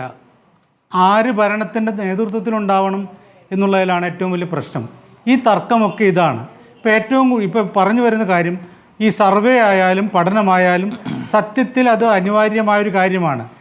25 ലക്ഷം രൂപ ചെലവഴിക്കാതെ തന്നെ പാർട്ടി പ്രവർത്തകർക്ക് ഓരോ മണ്ഡലവും ഓരോ നിയമസഭാ മണ്ഡലത്തിലും ഉള്ള സാധ്യതകൾ, ഇത്രയും കാലത്ത് അതിൻ്റെ ചരിത്രം, ഇപ്പോഴവിടെയുള്ള കാര്യങ്ങൾ, അവിടെയുള്ള പാർട്ടി പ്രവർത്തകർക്ക് വിലയിരുത്തിയിട്ട് സാധ്യത നോക്കി നിശ്ചയിക്കാവുന്നതാണ്. അപ്പം A ക്ലാസ് B ക്ലാസ് എന്ന രീതിയിലൊക്കെ മണ്ഡലങ്ങളെ തരംതിരിച്ചുകൊണ്ട് അവിടെയുള്ള പ്രവർത്തനം നടത്താം. ഇതൊക്കെ സതീശൻ അങ്ങനെ ഒരു കാര്യം പറഞ്ഞിട്ടുണ്ടെങ്കിൽ, ഈ രാഷ്ട്രീയകാര്യ സമിതിയിലെ യോഗത്തിൽ പറഞ്ഞിട്ടുണ്ടെങ്കിൽ അത് അനിവാര്യമായിട്ട് 1 വർഷം മുമ്പേ തന്നെ അല്ലെങ്കിൽ 2 വർഷം മുമ്പേ തന്നെ നടത്തേണ്ട കാര്യം തന്നെയാണ്. പക്ഷേ പ്രശ്നം അതല്ല, ഇതെങ്ങനെ അവതരിപ്പിച്ചു. ഇപ്പം അനിൽകുമാർ ഇത് വളരെ കൃത്യമായിട്ട് ഇങ്ങനെ സർവേ ഒക്കെ നമുക്ക് നടത്തേണ്ടതാണ്, അങ്ങനെയുള്ള ഇവിടെ ചിലപ്പോൾ അവതരിപ്പിക്കപ്പെട്ട കാര്യം, അങ്ങനെ സർവേ നടത്തേണ്ടതാണ്, അങ്ങനെയൊക്കെ ചെയ്തു കഴിഞ്ഞാൽ നമുക്ക് ജയിക്കാൻ കഴിയും, 63 സീറ്റ് മുതൽ 65 സീറ്റ് വരെയൊക്കെ കിട്ടാൻ സാധ്യതയുണ്ട് എന്നൊക്കെ പറയുമ്പോൾ ഒരു കാര്യവുമില്ലാതെ ഒരു നേതാവ്, അത് അനിൽകുമാർ ആയാലും ആരായാലും തർക്കിക്കാൻ നിൽക്കില്ലല്ലോ. നിങ്ങൾ ആരോട് ചോദിച്ചിട്ടാണ് സർവേ നടത്തിയതെന്ന് തർക്കിക്കില്ലല്ലോ. ഇനി അതൊക്കെ അവിടെ അതിനകത്ത് നടന്ന പരിപാടി സംഭവങ്ങൾ നമ്മൾ ആരും കേട്ടിട്ടില്ല, ഞാൻ ആരോടും ചോദിച്ചിട്ടുമില്ല. പക്ഷേ ഞാൻ ഇതിനെക്കുറിച്ച് വിലയിരുത്തുന്നത് ഇന്ന് രമേശ് ചെന്നിത്തല പറഞ്ഞ കാര്യം വെച്ചുകൊണ്ടാണ്. രമേശ് ചെന്നിത്തല പ്രതികരിച്ചത് സർവേ നടത്തേണ്ടത് ഇവിടെയൊന്നുമല്ല, ഇവിടെയുള്ള ആളുകളല്ല, അത് ദേശീയ നേതൃത്വമാണ്, ഹൈക്കമാൻഡാണ് ചെയ്യേണ്ടതെന്ന് പറഞ്ഞു. ഹൈക്കമാൻഡ് തീരുമാനിക്കേണ്ട കാര്യമാണ് എന്ന് രമേശ് ചെന്നിത്തല പറഞ്ഞിട്ടുണ്ട് എങ്കിൽ എന്താ, സ്വാഭാവികമായിട്ട് അദ്ദേഹത്തിൻ്റെയും അഭിപ്രായം ഇവിടെ എന്തോ സംഗതി പഠനമായാലും സർവേ ആയാലും എന്തായാലും നടന്നു എന്നുള്ളതാണല്ലോ. അതല്ലെങ്കിൽ അദ്ദേഹത്തിന് പറയാവുന്നതാണ്. ഇങ്ങനെ ഒന്നുമില്ല, രാഷ്ട്രീയകാര്യ സമിതിയിൽ ഒരു തർക്കവും ഉണ്ടായിട്ടില്ല, അത് ഭരണപക്ഷം LDFൻ്റെ ഒരു കുതന്ത്രം മാത്രമാണ്, അല്ലെങ്കിൽ കോൺഗ്രസ് എങ്ങനെയെങ്കിലും തകരണം, UDF ഭരണം കിട്ടാതിരിക്കണം എന്ന് താല്പര്യമുള്ള രാഷ്ട്രീയ മാധ്യമപ്രവർത്തകർ ചെയ്തതാണെന്നൊക്കെ പറയാമല്ലോ. നമ്മൾ ഒരു കാര്യം വിലയിരുത്തുമ്പോൾ അതിനകത്ത് എന്തോ സംഭവിച്ചിട്ടുണ്ട്, അതല്ലായിരുന്നെങ്കിൽ വളരെ കൃത്യമായിട്ട് ഇവർക്കൊക്കെ പറയാമായിരുന്നു. സംഭവിക്കുന്നൊരു കാര്യം, ഈ പഠനമോ സർവേയൊക്കെ എങ്ങനെയായാലും നടത്താവുന്നതാണ്. പക്ഷേ ആ നടത്തേണ്ട രീതി എന്താണ്? ഇനിയിപ്പോൾ അങ്ങനെ നടത്തിയിട്ടില്ല, സതീശൻ പറയുന്ന പോലെ അല്ലെങ്കിൽ ഇപ്പോൾ വിലയിരുത്തപ്പെടുന്ന പോലെ അവിടെ ഒന്നും നടന്നിട്ടില്ല, നടത്തുന്നതിനെക്കുറിച്ചുള്ള ഒരു നിർദ്ദേശം മാത്രമാണ് വെച്ചത് എങ്കിൽ, ഇങ്ങനെ അനിൽകുമാർ തെറ്റിദ്ധരിച്ചിട്ട് ഇങ്ങനെ ഒരു പ്രതികരണം നടത്തുമ്പോൾ, ആരാണ് നിങ്ങൾക്ക് സർവേ നടത്താൻ അധികാരം തന്നതെന്നൊക്കെ ചോദിക്കുമ്പോൾ വളരെ കൃത്യമായിട്ട് ഞാൻ അങ്ങനെയല്ല, സർവേ നടത്തിയതായിട്ടല്ല, നടത്തണമെന്നുള്ള നിർദ്ദേശമാണ് വെച്ചത് എന്ന് പറഞ്ഞ് ആ യോഗം വളരെ തന്മയത്വത്തോടു കൂടി മുന്നോട്ടേക്ക് കൊണ്ടുപോവുകയായിരുന്നു ചെയ്യേണ്ടിയിരുന്നത്. കുറച്ച് കാലമായിട്ട് കോൺഗ്രസിനകത്ത് നടക്കുന്ന പ്രശ്നം എന്ന് പറഞ്ഞാൽ, നേതാക്കന്മാർ തമ്മിലൊരു പ്രശ്നം വരുമ്പോൾ ഉടനെ തന്നെ അത് വളരെ പരസ്യമായിട്ട് ആ മാധ്യമപ്രവർത്തകർക്കിടയിലോ ഈ അകത്തുള്ള കാര്യങ്ങൾ അന്വേഷിക്കുമ്പോൾ അകത്ത് നിന്ന് കിട്ടുന്ന വിവരങ്ങൾ, രണ്ടു ഭാഗത്തു നിന്നും കിട്ടുന്ന വിവരങ്ങളാണല്ലോ. അപ്പോൾ അതിൽ പറയുന്നത് ഈ പറയുന്ന ഇനിയുള്ള 42 സീറ്റുകളിൽ കൂടി ഈ നേരത്തെ ഉപതെരഞ്ഞെടുപ്പിലൊക്കെ വിജയിച്ചതുപോലെ സോഷ്യൽ എഞ്ചിനീയറിംഗ് ശക്തമാക്കണം, അവിടെ ഓരോ മണ്ഡലത്തിനും ഓരോ നേതാക്കൾക്ക് ചുമതല നൽകിക്കൊണ്ട് പ്രവർത്തനം വേണം. അപ്പോൾ വിജയസാധ്യതയുള്ള മണ്ഡലങ്ങൾ കണ്ടെത്തേണ്ടതുണ്ട്. ഈ 42 മണ്ഡലങ്ങൾ ഞാൻ കണ്ടെത്തിയിരിക്കുന്നു എന്ന് പറയുന്നത് നഷ്ടപ്പെട്ടുപോയ 42 തിരിച്ചു പിടിക്കാം എന്നതാണ് എന്ന വാദമാണ് ഉയരുന്നത്. അപ്പോൾ അങ്ങനെ വിജയസാധ്യതയുള്ളവരുടെ പട്ടിക തയ്യാറാക്കണം. അതിപ്പോൾ കൂട്ടായി ചെയ്യേണ്ട ഒരു കാര്യത്തിൽ ഒരു നിർദ്ദേശം ഒരു പ്രതിപക്ഷ നേതാവ് വയ്ക്കേണ്ടതല്ലേ എന്നൊരു ചോദ്യം കൂടി ഉണ്ടല്ലോ. അപ്പോൾ ഈ 63 മണ്ഡലങ്ങൾ സതീശൻ എങ്ങനെ ഒറ്റയ്ക്ക് തീരുമാനിച്ചു എന്ന ചോദ്യം അനിൽകുമാറിൽ നിന്ന് വരുമ്പോഴാണ് VD സതീശൻ പ്രസംഗം പാതി വഴിക്ക് നിർത്തുമെന്ന് പറയുന്നു. അപ്പോൾ ഈ 63 മണ്ഡലങ്ങൾ ഒറ്റയ്ക്ക് കണ്ടെത്തി എന്നാണോ ആ പ്രതികരണത്തിൽ നിന്ന് അദ്ദേഹം മനസ്സിലാക്കിയത്? അതായത് ഒരാൾ ഈ കാര്യത്തിൽ ഈ തരത്തിലൊക്കെ പ്രവർത്തിക്കേണ്ടതുണ്ട്, നമ്മൾ വളരെ മൈന്യൂട്ടായ കാര്യങ്ങളിലേക്ക് പോകേണ്ടതുണ്ട് എന്നൊരു പ്രതിപക്ഷ നേതാവ് അവിടെ അവതരിപ്പിക്കുമ്പോൾ ഇയാളെങ്ങാനും കയറിപ്പോകുമോ നമ്മൾക്ക് മുകളിലേക്ക് എന്ന ഭയം എങ്ങനെയാണ് പാർട്ടിയിൽ മറ്റു നേതാക്കൾക്ക് വരുന്നത്? പാർട്ടി ഒറ്റക്കെട്ടായല്ലേ വിജയിക്കേണ്ടത്, ഏതെങ്കിലും ഒരു നേതാവിന്റെ വിജയമല്ലല്ലോ. അപ്പോൾ ഇത് ഒറ്റയ്ക്ക് VD സതീശൻ വിജയിച്ചു കളയുമെന്ന തോന്നൽ എവിടെ നിന്നാണ് ഉണ്ടാകുന്നത്? തീർച്ചയായിട്ടും ഞാനതാണ് പറഞ്ഞത്. ഇതിന് വിജയിച്ചു കഴിഞ്ഞാൽ ആര് എന്നുള്ള അത് ഈ നേതൃസ്ഥാനത്ത് ആരുള്ളത് ഇവിടെ. പക്ഷെ ഞാൻ പറയുന്നത് അനിൽകുമാർ അങ്ങനെ അല്ല, അതെ, അത് പിന്നെയല്ല, അതാണ് പ്രശ്നം. അത് ഇപ്പോഴേ തുടങ്ങുന്നു എന്നുള്ളതാണ് പ്രശ്നം. അതുകൊണ്ടാണല്ലോ കുറച്ച് കാലമായിട്ടുള്ള ഈ മത്സരങ്ങളൊക്കെ നടക്കുന്നത്. ഞാനാണോ നീയാണോ എന്നുള്ള ഒരു ചോദ്യം സ്വാഭാവികമായിട്ടും ഉണ്ടാവുന്നു. ഇനി അനിൽകുമാർ അങ്ങനെ വളരെ കൃത്യമായിട്ടും ഇത് ഞങ്ങളെ മറികടന്നുകൊണ്ട് സതീശൻ പോകേണ്ട എന്ന് വിചാരിച്ചാൽ പോലും അവിടെ ആ യോഗം നടത്തേണ്ടിയിരുന്നത് വളരെ തന്മയത്വത്തോടു കൂടി മുന്നോട്ടേക്ക് കൊണ്ടുപോകേണ്ടിയിരുന്നത് VD സതീശനാണ്.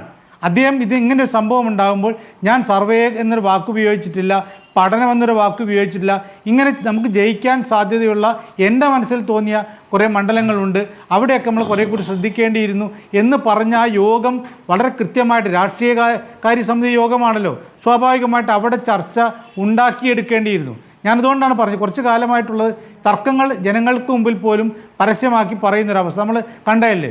ആര് പറയണം, പത്രസമ്മേളനത്തിൽ ആരാദ്യം സംസാരിക്കണമെന്നതിനെക്കുറിച്ച് പരസ്യമായ തർക്കം നടന്നിട്ട് നമ്മൾ കണ്ടതാണ്. ഈ ഒരു വാശിയും വൈരാഗ്യവും ഒക്കെ അതാണ് വലിയ പ്രശ്നം. 2021 ജയിക്കാൻ വളരെ സാധ്യതയുണ്ടായിരുന്ന ഒരു ഘട്ടത്തിൽ, സർക്കാരിനെതിരെ അതിരൂക്ഷമായിട്ടുള്ള ആരോപണങ്ങൾ ഉണ്ടായിരുന്ന ഘട്ടത്തിൽ, മുഖ്യമന്ത്രിയുടെ പ്രിൻസിപ്പൽ സെക്രട്ടറി പോലും ഈ അറസ്റ്റിലായി ജയിലിൽ കിടന്ന അവസരത്തിൽ അത് എങ്ങനെ ഉപയോഗിക്കണമെന്ന് അറിയാതെ ഇത്തരത്തിലുള്ള ചില കളികളിലൂടെ കൈവിട്ടു പോയതാണ്. ഇനി 2026 അങ്ങനെ പോവാതിരിക്കാൻ വളരെ കൃത്യമായിട്ട് അതിന് നേതൃത്വം കൊടുക്കുന്ന ആളുകളാണ്. ഇപ്പം അനിൽകുമാർ എന്ന് പറയുന്നത് ഈ പാർട്ടിക്ക് നേതൃത്വം കൊടുക്കുന്ന ആളല്ല, അദ്ദേഹം നേതാക്കന്മാരിൽ ഒരാളാണ്. ഇപ്പോൾ ഇവിടെയുള്ള പാർട്ടിക്ക് നേതൃത്വം കൊടുക്കേണ്ട 2 പേരും, ഒന്ന് സുധാകരനും സതീശനുമാണ്. ഈ 2 പേരും വളരെ കൃത്യമായിട്ട് ഇതിന് നേട്ടം അവർക്കാണല്ലോ കിട്ടുക. ആര് മുഖ്യമന്ത്രി ആയാലും ആര് എന്തായാലും നേട്ടം അവരുടെ കൈകളിലേക്കാണ് പോവുക. അപ്പോൾ അതിനനുസരിച്ചുള്ള പ്രവർത്തനം ഈ യോഗത്തിൽ, രാഷ്ട്രീയകാര്യ സമിതി യോഗത്തിൽ VD സതീശിൻ്റെ ഭാഗത്തുനിന്നുണ്ടായില്ല എന്നുള്ള ഒരു വീഴ്ചയായിട്ട് എനിക്ക് തോന്നുന്നു. കാരണം ഇതങ്ങനെ പോകുമ്പോൾ നേട്ടം കൊയ്യുന്ന മറ്റു പല ആളുകളായിരിക്കും. നമ്മൾ ഇങ്ങനൊരു അവസ്ഥയെ വിലയിരുത്താതെ ഇത് മാധ്യമങ്ങളുടെ സൃഷ്ടിയാണ് എന്നോ ഭരിക്കുന്ന സർക്കാരിൻ്റെ താല്പര്യമനുസരിച്ച് അവരുണ്ടാക്കിയെടുക്കുന്നതാണെന്നോ വിലയിരുത്തിയിട്ട് കാര്യമില്ല. നമ്മൾ 2021 വലിയ പതനം കണ്ടതാണ്. 2026 അങ്ങനെ ഉണ്ടാവാതിരിക്കാൻ പലപ്പോഴും കോൺഗ്രസ്സുകാർ മാത്രമല്ല മറ്റു പല ആളുകളും താല്പര്യപ്പെടുന്നതാണ്. മീഡിയ നല്ലൊരു ശതമാനവും UDFൻ്റെ തിരിച്ചുവരവിന് അതിനനുകൂലമായി നിൽക്കുന്ന ഒരു ഇതുപോലെ നമ്മൾ കാണുന്നതാണ്. അങ്ങനെ ഉണ്ടാകുമ്പോൾ ആ ഒരു കാറ്റ്, തങ്ങൾക്ക് അനുകൂലമായിട്ടുള്ള കാറ്റിനെ ഇത്തരത്തിലുള്ള തർക്കത്തിലൂടെ പോവുക. അപ്പോൾ ഞാൻ പറയുന്നത് സർവേ നടത്തിയിട്ടുണ്ടാവില്ല, പഠനം നടത്തിയിട്ടുണ്ടാവില്ല, ഒന്നും ഉണ്ടാവില്ല. പക്ഷേ ഒരാളിങ്ങനെ ചോദ്യം ചോദിക്കുമ്പോഴേക്കും പെട്ടെന്ന് അങ്ങ് നിർത്തിയിട്ട് എന്നാൽ പിന്നെ നിങ്ങളായിക്കോന്ന രീതിയിലേക്കുള്ള ഒരു പോക്കല്ല നേതൃത്വം കൊടുക്കേണ്ട ആളുകളുടെ ഭാഗത്തുനിന്ന് ഉണ്ടാവേണ്ടത്. VD സതീശന് അക്കാര്യത്തിൽ വീഴ്ചയുണ്ടായിട്ടുണ്ടെന്ന് ഞാൻ മനസ്സിലാക്കുന്നു. ശരി, ശ്രീ സണ്ണിക്കുട്ടി എബ്രഹാം, ഇപ്പോൾ ഒരു ഡാറ്റ ബാങ്ക് ആർക്ക് വേണമെങ്കിലും ഏത് പാർട്ടിക്കും കിട്ടുന്നതാണ്. ഇപ്പോൾ ഓരോ രാഷ്ട്രീയ പാർട്ടികൾക്കും ഓരോരോ സ്ഥലങ്ങളിലും അവരുടെ സ്വാധീനം എത്രത്തോളമുണ്ട്, എത്രത്തോളം വോട്ട് തങ്ങൾക്ക് കിട്ടാൻ സാധ്യതയുണ്ട് എന്ന വിലയിരുത്തലൊക്കെ അവർക്ക് അകത്ത് അതിനുള്ള സംവിധാനങ്ങളുണ്ട്. അങ്ങനെയുള്ള സംവിധാനം കോൺഗ്രസിനും ഉണ്ട്. അപ്പോൾ ആ നിലയ്ക്കുള്ള കണക്കുകളാണ് താൻ ശേഖരിച്ച് എന്നാണ് VD സതീശൻ വിശദീകരിച്ചതെന്നാണ് ഞാൻ മനസ്സിലാക്കുന്നത്.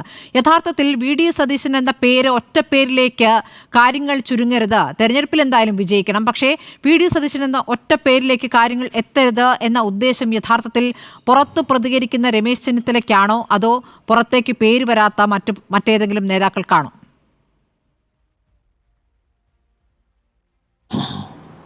ഇപ്പോൾ സ്മൃതിയുടെ ആ ചോദ്യത്തിന് ഉത്തരം പറയാൻ ഞാൻ ആളല്ല. അതായത് VD സതീശൻ എന്ന ഒറ്റപ്പേരിലേക്ക് വരരുത്, മറ്റാരെങ്കിലും ഇതുപോലുള്ള വാർത്തകൾ പുറത്തേക്ക് കൊടുക്കുന്നുണ്ടോ ഒക്കെ ചോദിച്ചാൽ എനിക്കറിഞ്ഞുകൂടാം. പക്ഷേ നേരത്തെ സ്മൃതി ഒരു ചോദ്യം, എന്നോടല്ല, നേരത്തെ ഒരു ചോദ്യം വന്നപ്പോൾ ഉന്നയിച്ചൊരു കാര്യം, അതായത് ഈ സർവേ എന്ന് പറയുന്ന വാക്ക് എവിടെ നിന്നുണ്ടായി? അത് സ്വാഭാവികം, എങ്ങനെയാണ് ഈ സർവേ എന്ന് പറഞ്ഞ് വരുന്നത്? അപ്പോൾ ഇന്നലെ അവിടെ ആ യോഗം നടന്ന ദിവസം സംഭവിച്ചത് AICC ജനറൽ സെക്രട്ടറി KC വേണുഗോപാലിൻ്റെ അടുത്ത്, അദ്ദേഹം ആണല്ലോ കേരളത്തിൽ നിന്നുള്ള നേതാവാണല്ലോ, അദ്ദേഹത്തിൻ്റെ അടുത്ത് ഒരു പരാതി എത്തുന്നു. അതായത് പിന്നെ VD സതീശൻ രഹസ്യമായിട്ടൊരു സർവേ നടത്തി, അത് ശരിയല്ല എന്നൊരു പരാതി വരുന്നു. ആ പരാതിയുടെ ഒരു പശ്ചാത്തലത്തിലാണ് ഈ യോഗം നടക്കുന്നത്.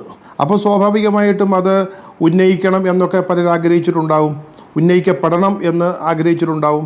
അതിനെ തുടർന്നാണ് സതീശൻ ഈ ഒരു നിർദ്ദേശം, ഒരു പ്രപ്പോസൽ വയ്ക്കുമ്പോൾ, നമ്മൾ വെച്ചാൽ യോഗങ്ങളിൽ അങ്ങനെയാണല്ലോ സംഭവിക്കുന്നത്. ഇതുപോലെ തെരഞ്ഞെടുപ്പിനെ പറ്റി ആലോചിക്കുമ്പം പലതരത്തിലുള്ള പ്രപ്പോസൽസ്, ഏത് സ്ട്രാറ്റജിയാണ് നമ്മൾ സ്വീകരിക്കേണ്ടത്, ഏത് രീതിയിലുള്ള ഒരു പ്രവർത്തന ശൈലി കൊണ്ടുവരണം, അത്തരത്തിൽ വളരെ ഞാൻ കേട്ടതനുസരിച്ചൊരു സമൂർത്തമായ, വളരെ കൃത്യമായ ഒരു പ്രൊഡക്റ്റീവായിട്ടുള്ള ഒരു പ്രൊജക്റ്റാണ് പിന്നെ സതീശൻ അവതരിപ്പിക്കുന്നത്. സ്മൃതിക്കറിയാമല്ലോ, ഇപ്പോൾ നമ്മുടെ MLA-മാർ, MP-മാർ അല്ലെങ്കിൽ മന്ത്രിമാർ, ഇവർക്കൊക്കെ അവരുടേതായ PR ഏജൻസികളും PR സംവിധാനങ്ങളുണ്ട്. വലിയ ഏജൻസികളൊന്നും അല്ലെങ്കിൽ പോലും ഇപ്പോൾ പല MLA-മാരും കൂടെ ഒരു ക്യാമറാമാനുമായിട്ടാണ് പോകുന്നത്. അത് വലിയ അഹങ്കാരമൊന്നുമല്ല, അതിപ്പോഴത്തെ രീതി അങ്ങനെ തന്നെ ചെയ്യേണ്ടിയിരിക്കുന്നു. അവർ പോകുന്നിടത്ത് നടക്കുന്ന സംഭവങ്ങൾ ചെറിയ റീലുകളായിട്ട്, 1.5 മിനിറ്റോ 1 മിനിറ്റോ ഒക്കെ ഉള്ള റീലുകളായിട്ട്, ഇൻസ്റ്റാഗ്രാമാണോ ഇപ്പോൾ ഏറ്റവും കൂടുതൽ പോപ്പുലറായിട്ടിരിക്കുന്നത്, അല്ലെങ്കിൽ അത് ഫേസ്ബുക്കിൽ വരുന്നു, മറ്റ് പ്ലാറ്റ്ഫോമിൽ വരുന്നു.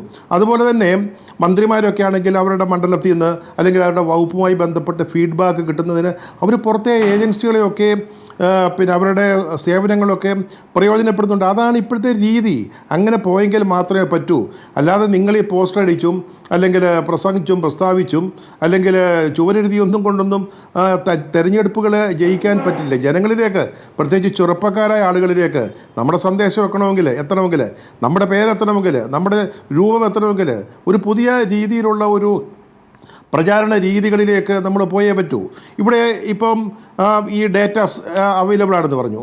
ഞാൻ അഹങ്കാരം പറയുകയല്ല സ്മൃതി, കേരളത്തിലെ കോൺഗ്രസ് പാർട്ടി ശ്രദ്ധ കേന്ദ്രീകരിക്കേണ്ട ഒരു 65 മണ്ഡലങ്ങൾ ഏതാണെന്ന് എന്നോട് ചോദിച്ചാൽ എനിക്ക് 2 ദിവസവും കണക്ക് കൂട്ടാൻ നല്ലപോലെ അറിയാവുന്ന ഒരു ചെറുപ്പക്കാരനെ കൂടെ കിട്ടിക്കഴിഞ്ഞാൽ എനിക്ക് വലിയ കണക്കിൽ വലിയ ഒരു അറിവില്ലാത്തതുകൊണ്ടോ അല്ലെങ്കിൽ ഒരു ഇതില്ലാത്തതുകൊണ്ടും ഞാൻ പറയാം, നന്നായിട്ട് കണക്ക് കൂട്ടാനും പറ്റുന്നു. അതായത് ആ ഡേറ്റാസ് അനലൈസ് ചെയ്ത് അത് നമുക്കൊരു നിഗമനത്തിൽ എത്തിക്കാൻ കഴിയുന്ന ഒരു ചെറുപ്പക്കാരനെയും കിട്ടിയാൽ 2 ദിവസം കൊണ്ട് ഞാൻ കോൺഗ്രസ്സുകാർക്ക് അങ്ങനെ ഒരു ലിസ്റ്റ് ഉണ്ടാക്കി കൊടുക്കുക. അത് അവരെല്ലാം ജയിക്കണമെന്നൊന്നും ഞാൻ പറയത്തില്ല, പക്ഷേ ജയിക്കാൻ സാധ്യതയുള്ള ഒരു ട്രൈ നടത്താവുന്ന.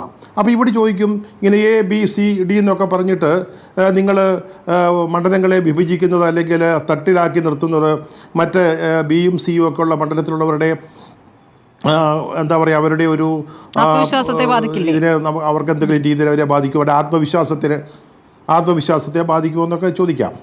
70കളിൽ പോലും കോൺഗ്രസ് അത് ചെയ്തിട്ടുണ്ട്. ഉമ്മൻചാണ്ടിയുടെ ആത്മകഥയിൽ അത് പറയുന്നുണ്ട്. ഞാനത് എഴുതിയ ആളായതുകൊണ്ടായി പറയുന്നത്. അന്ന് 70ൽ അദ്ദേഹം മത്സരിക്കുമ്പോൾ ABC എന്ന് 3 തട്ടുകളിലായിട്ട് അല്ലെങ്കിൽ സാധ്യത ഉറപ്പായും ജയിക്കുന്നത്, സാധ്യത തീരെ കുറഞ്ഞത്, അങ്ങനെ 3 അന്ന് അദ്ദേഹം മത്സരിച്ച പുതുപ്പള്ളി ഉണ്ടായിട്ടുണ്ട്. അത് ഞാൻ 70ലെ കഥയാണ് പറയുന്നത്, പഴയ കഥ. അപ്പോൾ അന്ന് പുതുപ്പള്ളി 3ാമത്തെ C ക്ലാസ്സാണ്.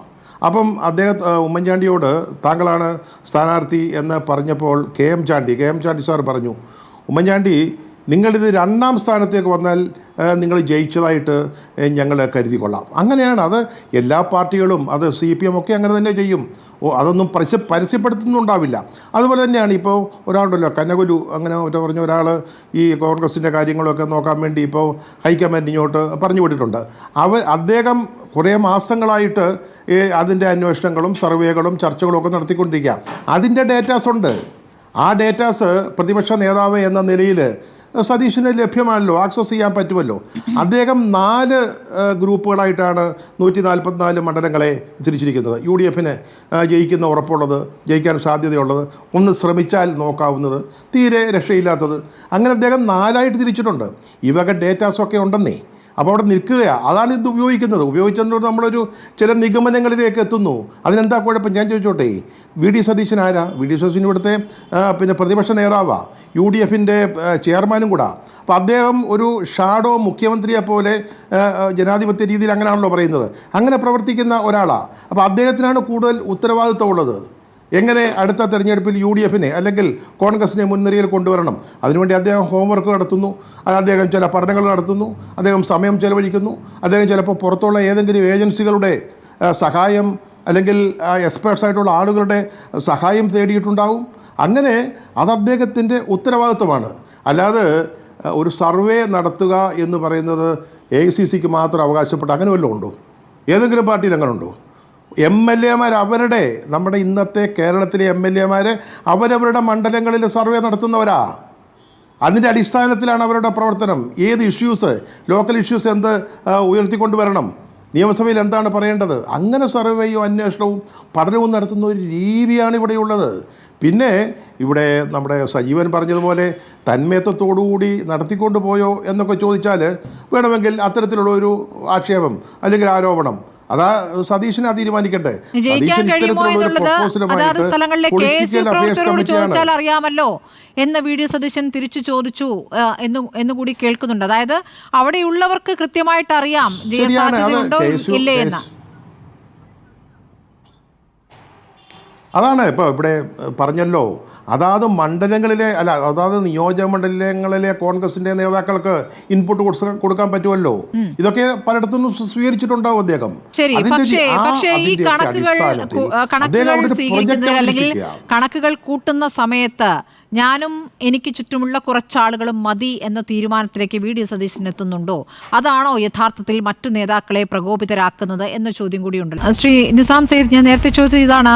VD സതീശന് കുറച്ച് നേതാക്കളുണ്ട്, ആ നേതാക്കളോട് മാത്രം കാര്യങ്ങൾ മനസ്സ് തുറക്കുന്നു, അല്ലെങ്കിൽ അവർ ഒരുമിച്ച് മാത്രം തീരുമാനങ്ങൾ എടുക്കുന്നു, ആലോചനകൾ നടത്തുന്നു, ബാക്കിയുള്ളവർ പുറത്താണ്. അപ്പോൾ ഒരുമിച്ച് നീങ്ങാൻ പറ്റാത്ത വിധത്തിൽ അങ്ങനെ ഒരു ചെറിയ ഗ്രൂപ്പായി VD സതീശൻ മാറുന്നുണ്ട്. അതാണോ അപ്പുറത്ത് വലിയ രീതിയിൽ എതിർ ശബ്ദങ്ങൾ പുറത്തേക്ക് വരാൻ കാരണം? VD സതീശൻ എന്തെങ്കിലും അന്തിമമായ ഒരു തീരുമാനം പ്രഖ്യാപിക്കുകയായിരുന്നില്ലല്ലോ സ്മൃതി ചെയ്തത്. ഞാൻ ഇതിൽ മാത്രമായിട്ട് പറയുകയല്ല, ആലോചിച്ചെടുത്താൽ തന്റെ കൂടെയുള്ള സ്വാഭാവികമായും തന്നോട് അല്ല, ഈ വിജയ സാധ്യതയുള്ള കാര്യം പറഞ്ഞത് മാത്രമായിട്ടല്ല ഞാൻ പറയുന്നത്. അല്ല, ഏതൊരു കാര്യവും വി ഡി സതീശന് സ്വന്തമായി എന്തെങ്കിലും ഒരു തീരുമാനമെടുത്ത് നടപ്പിലാക്കാൻ കഴിയുന്ന ഒരു സ്ഥിതി കോൺഗ്രസിലുണ്ട് എന്ന് കരുതാൻ മാത്രം ഒരു ബുദ്ധിയില്ലാത്ത ആളാണ് വി ഡി സതീശൻ എന്ന് ഞാൻ കരുതില്ല. അദ്ദേഹം രാഷ്ട്രീയമായി വളരെ ബുദ്ധിയുള്ള ആളാണ്. കോൺഗ്രസിൽ എങ്ങനെയാണ് കാര്യങ്ങൾ നടത്തിയെടുക്കേണ്ടതെന്നതിനെക്കുറിച്ചൊക്കെ നല്ല ബോധ്യമുള്ള ഒരാളാണ്. അതുകൊണ്ട് ഞാനൊരു തീരുമാനമെടുക്കും, ഞാനും എൻ്റെ കുറച്ച് ആളുകളോട് ചേർന്ന് ഒരു തീരുമാനമെടുത്താൽ അത് കോൺഗ്രസിൽ നടപ്പിലാക്കാൻ കഴിയും എന്നൊന്നും വിശ്വസിക്കുന്ന ഒരാളല്ല അദ്ദേഹം ഒരു പ്രപ്പോസൽ വെച്ചത് ഒരു യോഗത്തിലാണ്. ആ യോഗത്തിൽ അത് സംബന്ധിച്ച് ഇഴകീറി ചർച്ചകളുണ്ടാവും. ആ ചർച്ചകൾ ഉണ്ടാകുമ്പോൾ ചില മണ്ഡലങ്ങൾ വിട്ടുപോയതുണ്ടാകാം, ചില മണ്ഡലങ്ങൾ കൂട്ടിച്ചേർക്കൊണ്ടുണ്ടാകാം. അത്തരമൊക്കെയുള്ള ഒരു ചർച്ചയിലേക്ക് അത് ഇന്നലത്തെ യോഗം കൊണ്ട് തന്നെ അവസാനിക്കുന്ന ഒരു ചർച്ചയുമാവണമെന്നില്ല. നാളുകളിലും ആ ചർച്ച, ഇനിയുള്ള മീറ്റിങ്ങുകളിലും ആ ചർച്ചകൾ തുടരുക തന്നെ ചെയ്യും. ഇന്നലത്തെ ഒരു മീറ്റിംഗിൽ അത്തരം ചർച്ചകൾ അവസാനിച്ചു. ദീപാദാസ് മുൻഷി വിവരങ്ങൾ ശേഖരിക്കുന്നുമുണ്ട്. അത് ആ പാരമ്പര്യം കേരളത്തിലെ എന്നല്ല ഇന്ത്യയിലെ കോൺഗ്രസിൽ എല്ലാ കാലത്തും ഉണ്ടായിരുന്നതാണ്. നമ്മളൊക്കെ ഓർക്കുന്നില്ലേ, പണ്ട് GK മൂപ്പനാർ വരുന്നു, ഗുലാം നബി ആസാദ് വരുന്നു, ഇവരൊക്കെ വന്ന് ഓരോരോ നേതാക്കന്മാരെ ഒറ്റയ്ക്ക് ഉണ്ടാകുന്നു, അഭിപ്രായം ശേഖരിക്കുന്നു, അതിൻ്റെ അഭിപ്രായത്തിൽ അവർ റിപ്പോർട്ട് തയ്യാറാക്കുന്നു. ഇതൊക്കെ കോൺഗ്രസിൻ്റെ ഒരു രീതിയാണ്. ഇതിലൊന്നും പുതുമയൊന്നുമുള്ള ഒരു കാര്യമില്ല. അതൊന്നുകൊണ്ടൊന്നും ഇത് ഇവിടുത്തെ അപരിഹാര്യമായ തർക്കങ്ങളുണ്ട് എന്നുള്ളതിനുള്ള സൂചനകളുമല്ല. ഇതൊക്കെ സാധാരണഗതിയിൽ കോൺഗ്രസിൽ വ്യത്യസ്തമായ അഭിപ്രായങ്ങൾ ഉണ്ടാകുമ്പോൾ അഭിപ്രായങ്ങൾ ശേഖരിക്കാൻ വേണ്ടിയൊക്കെയാണ് ഒരു സംസ്ഥാനത്തിൻ്റെ അല്ലെങ്കിൽ ഒരു മണ്ഡലത്തിൻ്റെ ഒക്കെ ചാർജുള്ള ആളുകളും ജനറൽ സെക്രട്ടറിമാരൊക്കെ ഉണ്ടാകുന്നത്. അവർ വരുമ്പോൾ വ്യത്യസ്തരായ ആളുകളുടെ നിന്ന് അഭിപ്രായം ശേഖരിക്കും. ഒറ്റയ്ക്ക് കാണുമ്പോൾ ആളുകൾ കുറച്ചുകൂടി സ്വതന്ത്രമായി ഭയമില്ലാതെ മറ്റ് കെട്ടുപാടുകളില്ലാതെ അഭിപ്രായങ്ങൾ പറയും എന്നുള്ളതുകൊണ്ട്. പണ്ട് ഇപ്പോൾ ഗ്രൂപ്പ് ഉണ്ടായിരുന്ന കാലത്ത് പറയുമ്പോൾ ഓരോ ഗ്രൂപ്പിനും ഓരോ അഭിപ്രായമുണ്ട്. ഇപ്പോൾ ആ ഗ്രൂപ്പിൻ്റെ അഭിപ്രായങ്ങൾ മാത്രം ശേഖരിച്ചാൽ മതി, അല്ലെങ്കിൽ ഗ്രൂപ്പ് നേതാവിൻ്റെ അഭിപ്രായങ്ങൾ മാത്രം ശേഖരിച്ചാൽ മതി. ഇപ്പോൾ അങ്ങനെയല്ല. അങ്ങനെ ഒരു കൃത്യമായ ഗ്രൂപ്പ് ഇല്ലാത്തതുകൊണ്ട് വിശാലമായി കുറച്ചുകൂടെ ഡെമോക്രാറ്റിക് ആളുകളുടെ അഭിപ്രായങ്ങൾ. സുധാകരൻ മാറേണ്ടതുണ്ട് എന്ന അഭിപ്രായം വരാൻ കാരണം അദ്ദേഹത്തിന്റെ അനാരോഗ്യമാണല്ലോ. അപ്പോഴാണ് ഈ സുധാകരനും VD സതീശനും തമ്മിൽ വലിയ തർക്കമുണ്ട് എന്ന് തോന്നിക്കുന്ന കാര്യങ്ങൾ അവർ തന്നെ ചെയ്തിട്ടുണ്ട് ഒരു ഘട്ടത്തിൽ. ഇപ്പോൾ അങ്ങനെ ഇല്ല എങ്കിൽ കൂടി. അപ്പോൾ ആ തരത്തിൽ രണ്ടായി നിന്നുകൊണ്ട് സുധാകരൻ മാറുകയാണെങ്കിൽ VD സതീശനും മാറണം എന്ന രൂപത്തിലേക്ക് ചർച്ചകൾ മാറുന്നത് എന്തുകൊണ്ടാണ്? നേരത്തെ മുല്ലപ്പള്ളിയും മാറിയിട്ടുണ്ടല്ലോ. അപ്പോൾ ഈ തരത്തിലുള്ള ആലോചനകൾ ഉണ്ടായിട്ടില്ല. ഇപ്പോൾ ഒരാൾ പോവുകയാണെങ്കിൽ മറ്റേ ആളെയും മാറ്റണം എന്ന രൂപത്തിലെ ചർച്ചകൾ എങ്ങനെയാണ് കോൺഗ്രസിൽ ഉരുത്തിരിയുന്നത്? അതിൽ ഉത്തരവാദി ആരാണ്? അങ്ങനെ ഒരു ചർച്ച എന്ന് തന്നെ ഞാൻ കരുതില്ല. കാര്യം പ്രതിപക്ഷ നേതാവ് മാറുന്ന എന്തെങ്കിലും ഒരു സാഹചര്യത്തെക്കുറിച്ച് കേരളത്തിൽ ഒരു ചർച്ചയും ഉണ്ടാകുന്നില്ല. കാര്യം പ്രതിപക്ഷ നേതാവിനെ തിരഞ്ഞെടുക്കുന്ന 5 കൊല്ലത്തേക്കാണ്.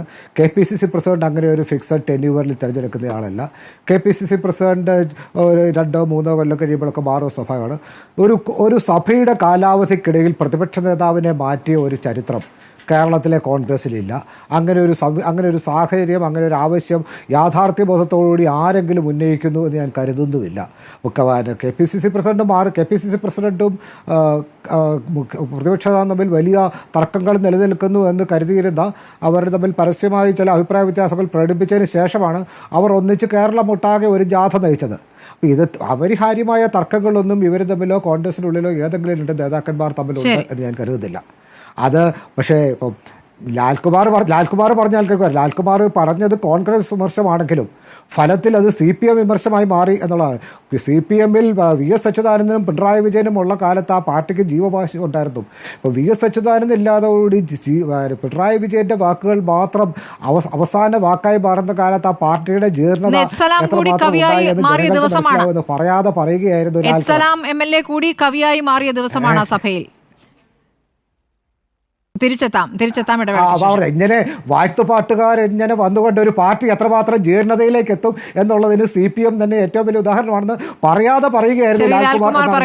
ലാൽകുമാർ, CPMലെ ഈ വാഴ്ത്തുപാട്ടിനെ കുറിച്ചുകൂടി ഒന്ന് പ്രതികരിക്കൂ. ഇപ്പോൾ എത്സലാം എന്ന സഭയിൽ കവിത ചൊല്ലുമ്പോൾ അത് ആദ്യത്തെ കവിതയല്ല. നേരത്തെ പ്രളയകാലത്ത് 2018 ഇതുപോലെ പ്രളയത്തെ തടുത്ത നേതാവ് എന്ന രൂപത്തിൽ ഒരു കവിത ചൊല്ലിയിട്ടുണ്ട്, അന്ന് കവിത എഴുതിയിട്ടുണ്ട്. ഇന്നിപ്പോൾ വീണ്ടും ഒരു കവിതയിൽ അദ്ദേഹത്തിന് ഇപ്പോൾ പിണറായി വിജയൻ ഒരു വിളക്കാണ്, നയിക്കുന്ന വിളക്ക്. അല്ല, എനിക്കിതിനോടൊന്നും ഒരു യോജിപ്പുള്ള ഒരാളല്ല. അതിപ്പോൾ എനിക്ക് പരസ്യമായി പറയുന്നതിന് മടിയുള്ള ആളുമല്ല. ഒരാളെ വാഴ്ത്തുകയും അത് പാട്ടുപാടുകയും അതൊക്കെ അവരുടെ ചോയ്സിനേ ഉള്ളൂ. അതൊന്നും അല്ല ഒരു രാഷ്ട്രീയ പ്രവർത്തനത്തിന്റെ അടിസ്ഥാനമെന്നൊന്നും ഞാൻ കണക്കാക്കുന്നില്ല. കാര്യം പാർട്ടി പ്രവർത്തിക്കുക സാധാരണയായിട്ടുള്ളത് നമ്മൾ നേരത്തെ കണ്ടിട്ടില്ല, ആദ്യമായിട്ട് കാണുന്നു. അതിന് വിമർശനം ഉണ്ടാവും, അത് ന്യായീകരണങ്ങളുണ്ടാവും. അതിൽ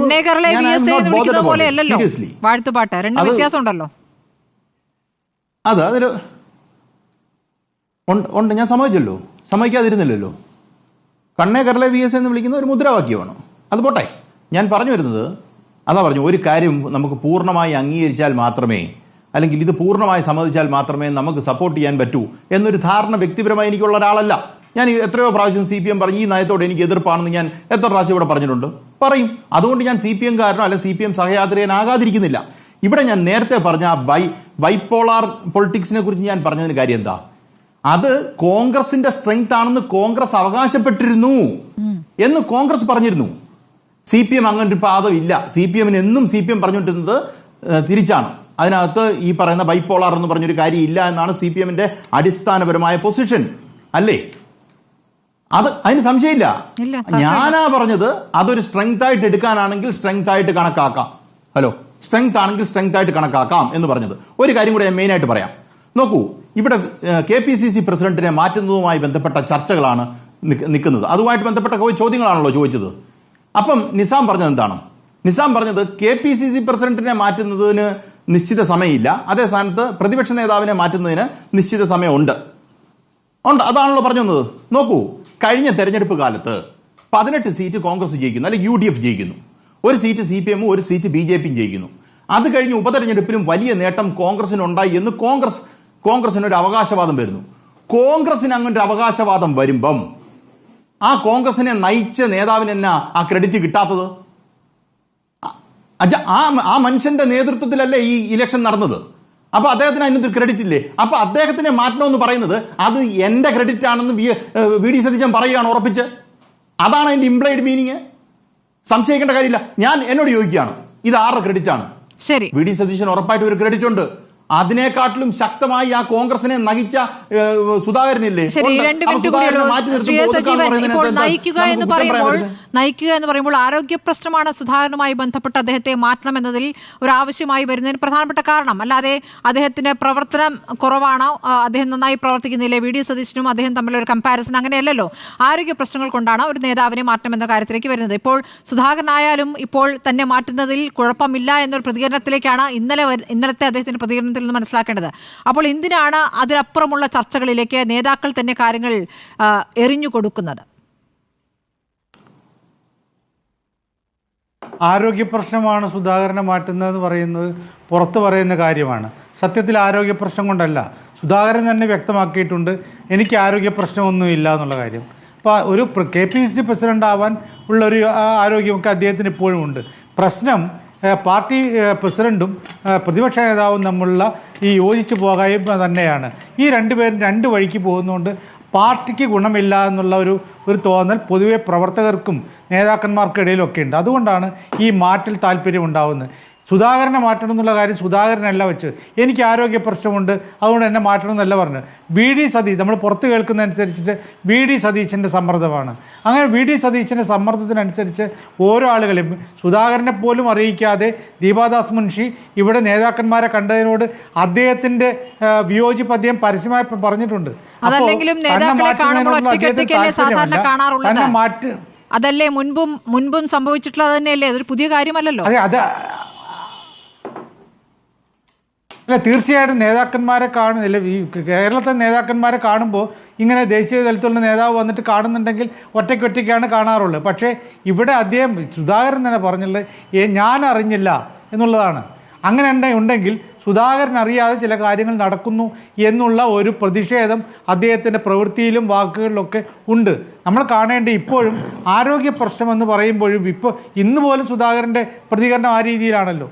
അദ്ദേഹം പറയുന്നതനുസരിച്ച് കാണട്ടെ എന്താണ് വരിക എന്നുള്ളത് കാണാമല്ലോ എന്നുള്ള രീതിയിലാണ് അദ്ദേഹത്തിൻ്റെ പ്രതികരണം ഉണ്ടാകുന്നത്. അപ്പോൾ അതുകൊണ്ട് നമ്മൾ ഇപ്പോഴും കോൺഗ്രസിലെ നേതാക്കന്മാർ തമ്മിൽ യോജിച്ച് പോയില്ലെങ്കിൽ 2021 ആവർത്തിക്കാനുള്ള സാധ്യത വളരെ കൂടുതലാണ്. ഇത് ആദ്യമേ മനസ്സിലാക്കേണ്ടത് കോൺഗ്രസിൻ്റെ ദേശീയ നേതൃത്വമാണ്. അവരാണെങ്കിൽ ഇക്കാര്യത്തിലൊക്കെ പഴയ പോലെ ഇങ്ങനെയൊക്കെ ആളുകളെ കാണുന്നു, ചർച്ച ചെയ്യുന്നു, അല്ലാതെ അപ്പുറത്തേക്കൊന്നുമായിട്ട് പോകുന്നില്ല. വളരെ ദയനീയമായ രൂപത്തിലേക്കാണ് ഈ ഒരു അവസ്ഥയിൽ കാര്യങ്ങൾ പോയി കഴിഞ്ഞാൽ ചെന്നെത്തുക എന്നാണ് ഞാൻ വിചാരിക്കുന്നത്. ശരി, ഒരുമിച്ച് നിന്നാൽ കോൺഗ്രസിന് കൊള്ളാം എന്ന മനസ്സിലാക്കലിലേക്ക് അവർ എത്തുമെങ്കിൽ അവർക്ക് നല്ലത്. അതുതന്നെയാണ് ഈ ചർച്ചയിൽ നേതാക്കൾ മുഴുവൻ പറഞ്ഞതിലെന്ന് ഞാൻ മനസ്സിലാക്കുന്നത്. വളരെ നന്ദി Shri Sunnykutty Abraham, advocate N Lalkumar, Nizam Syed, A Sajeevan ചർച്ചയിൽ പങ്കെടുത്തതിന്.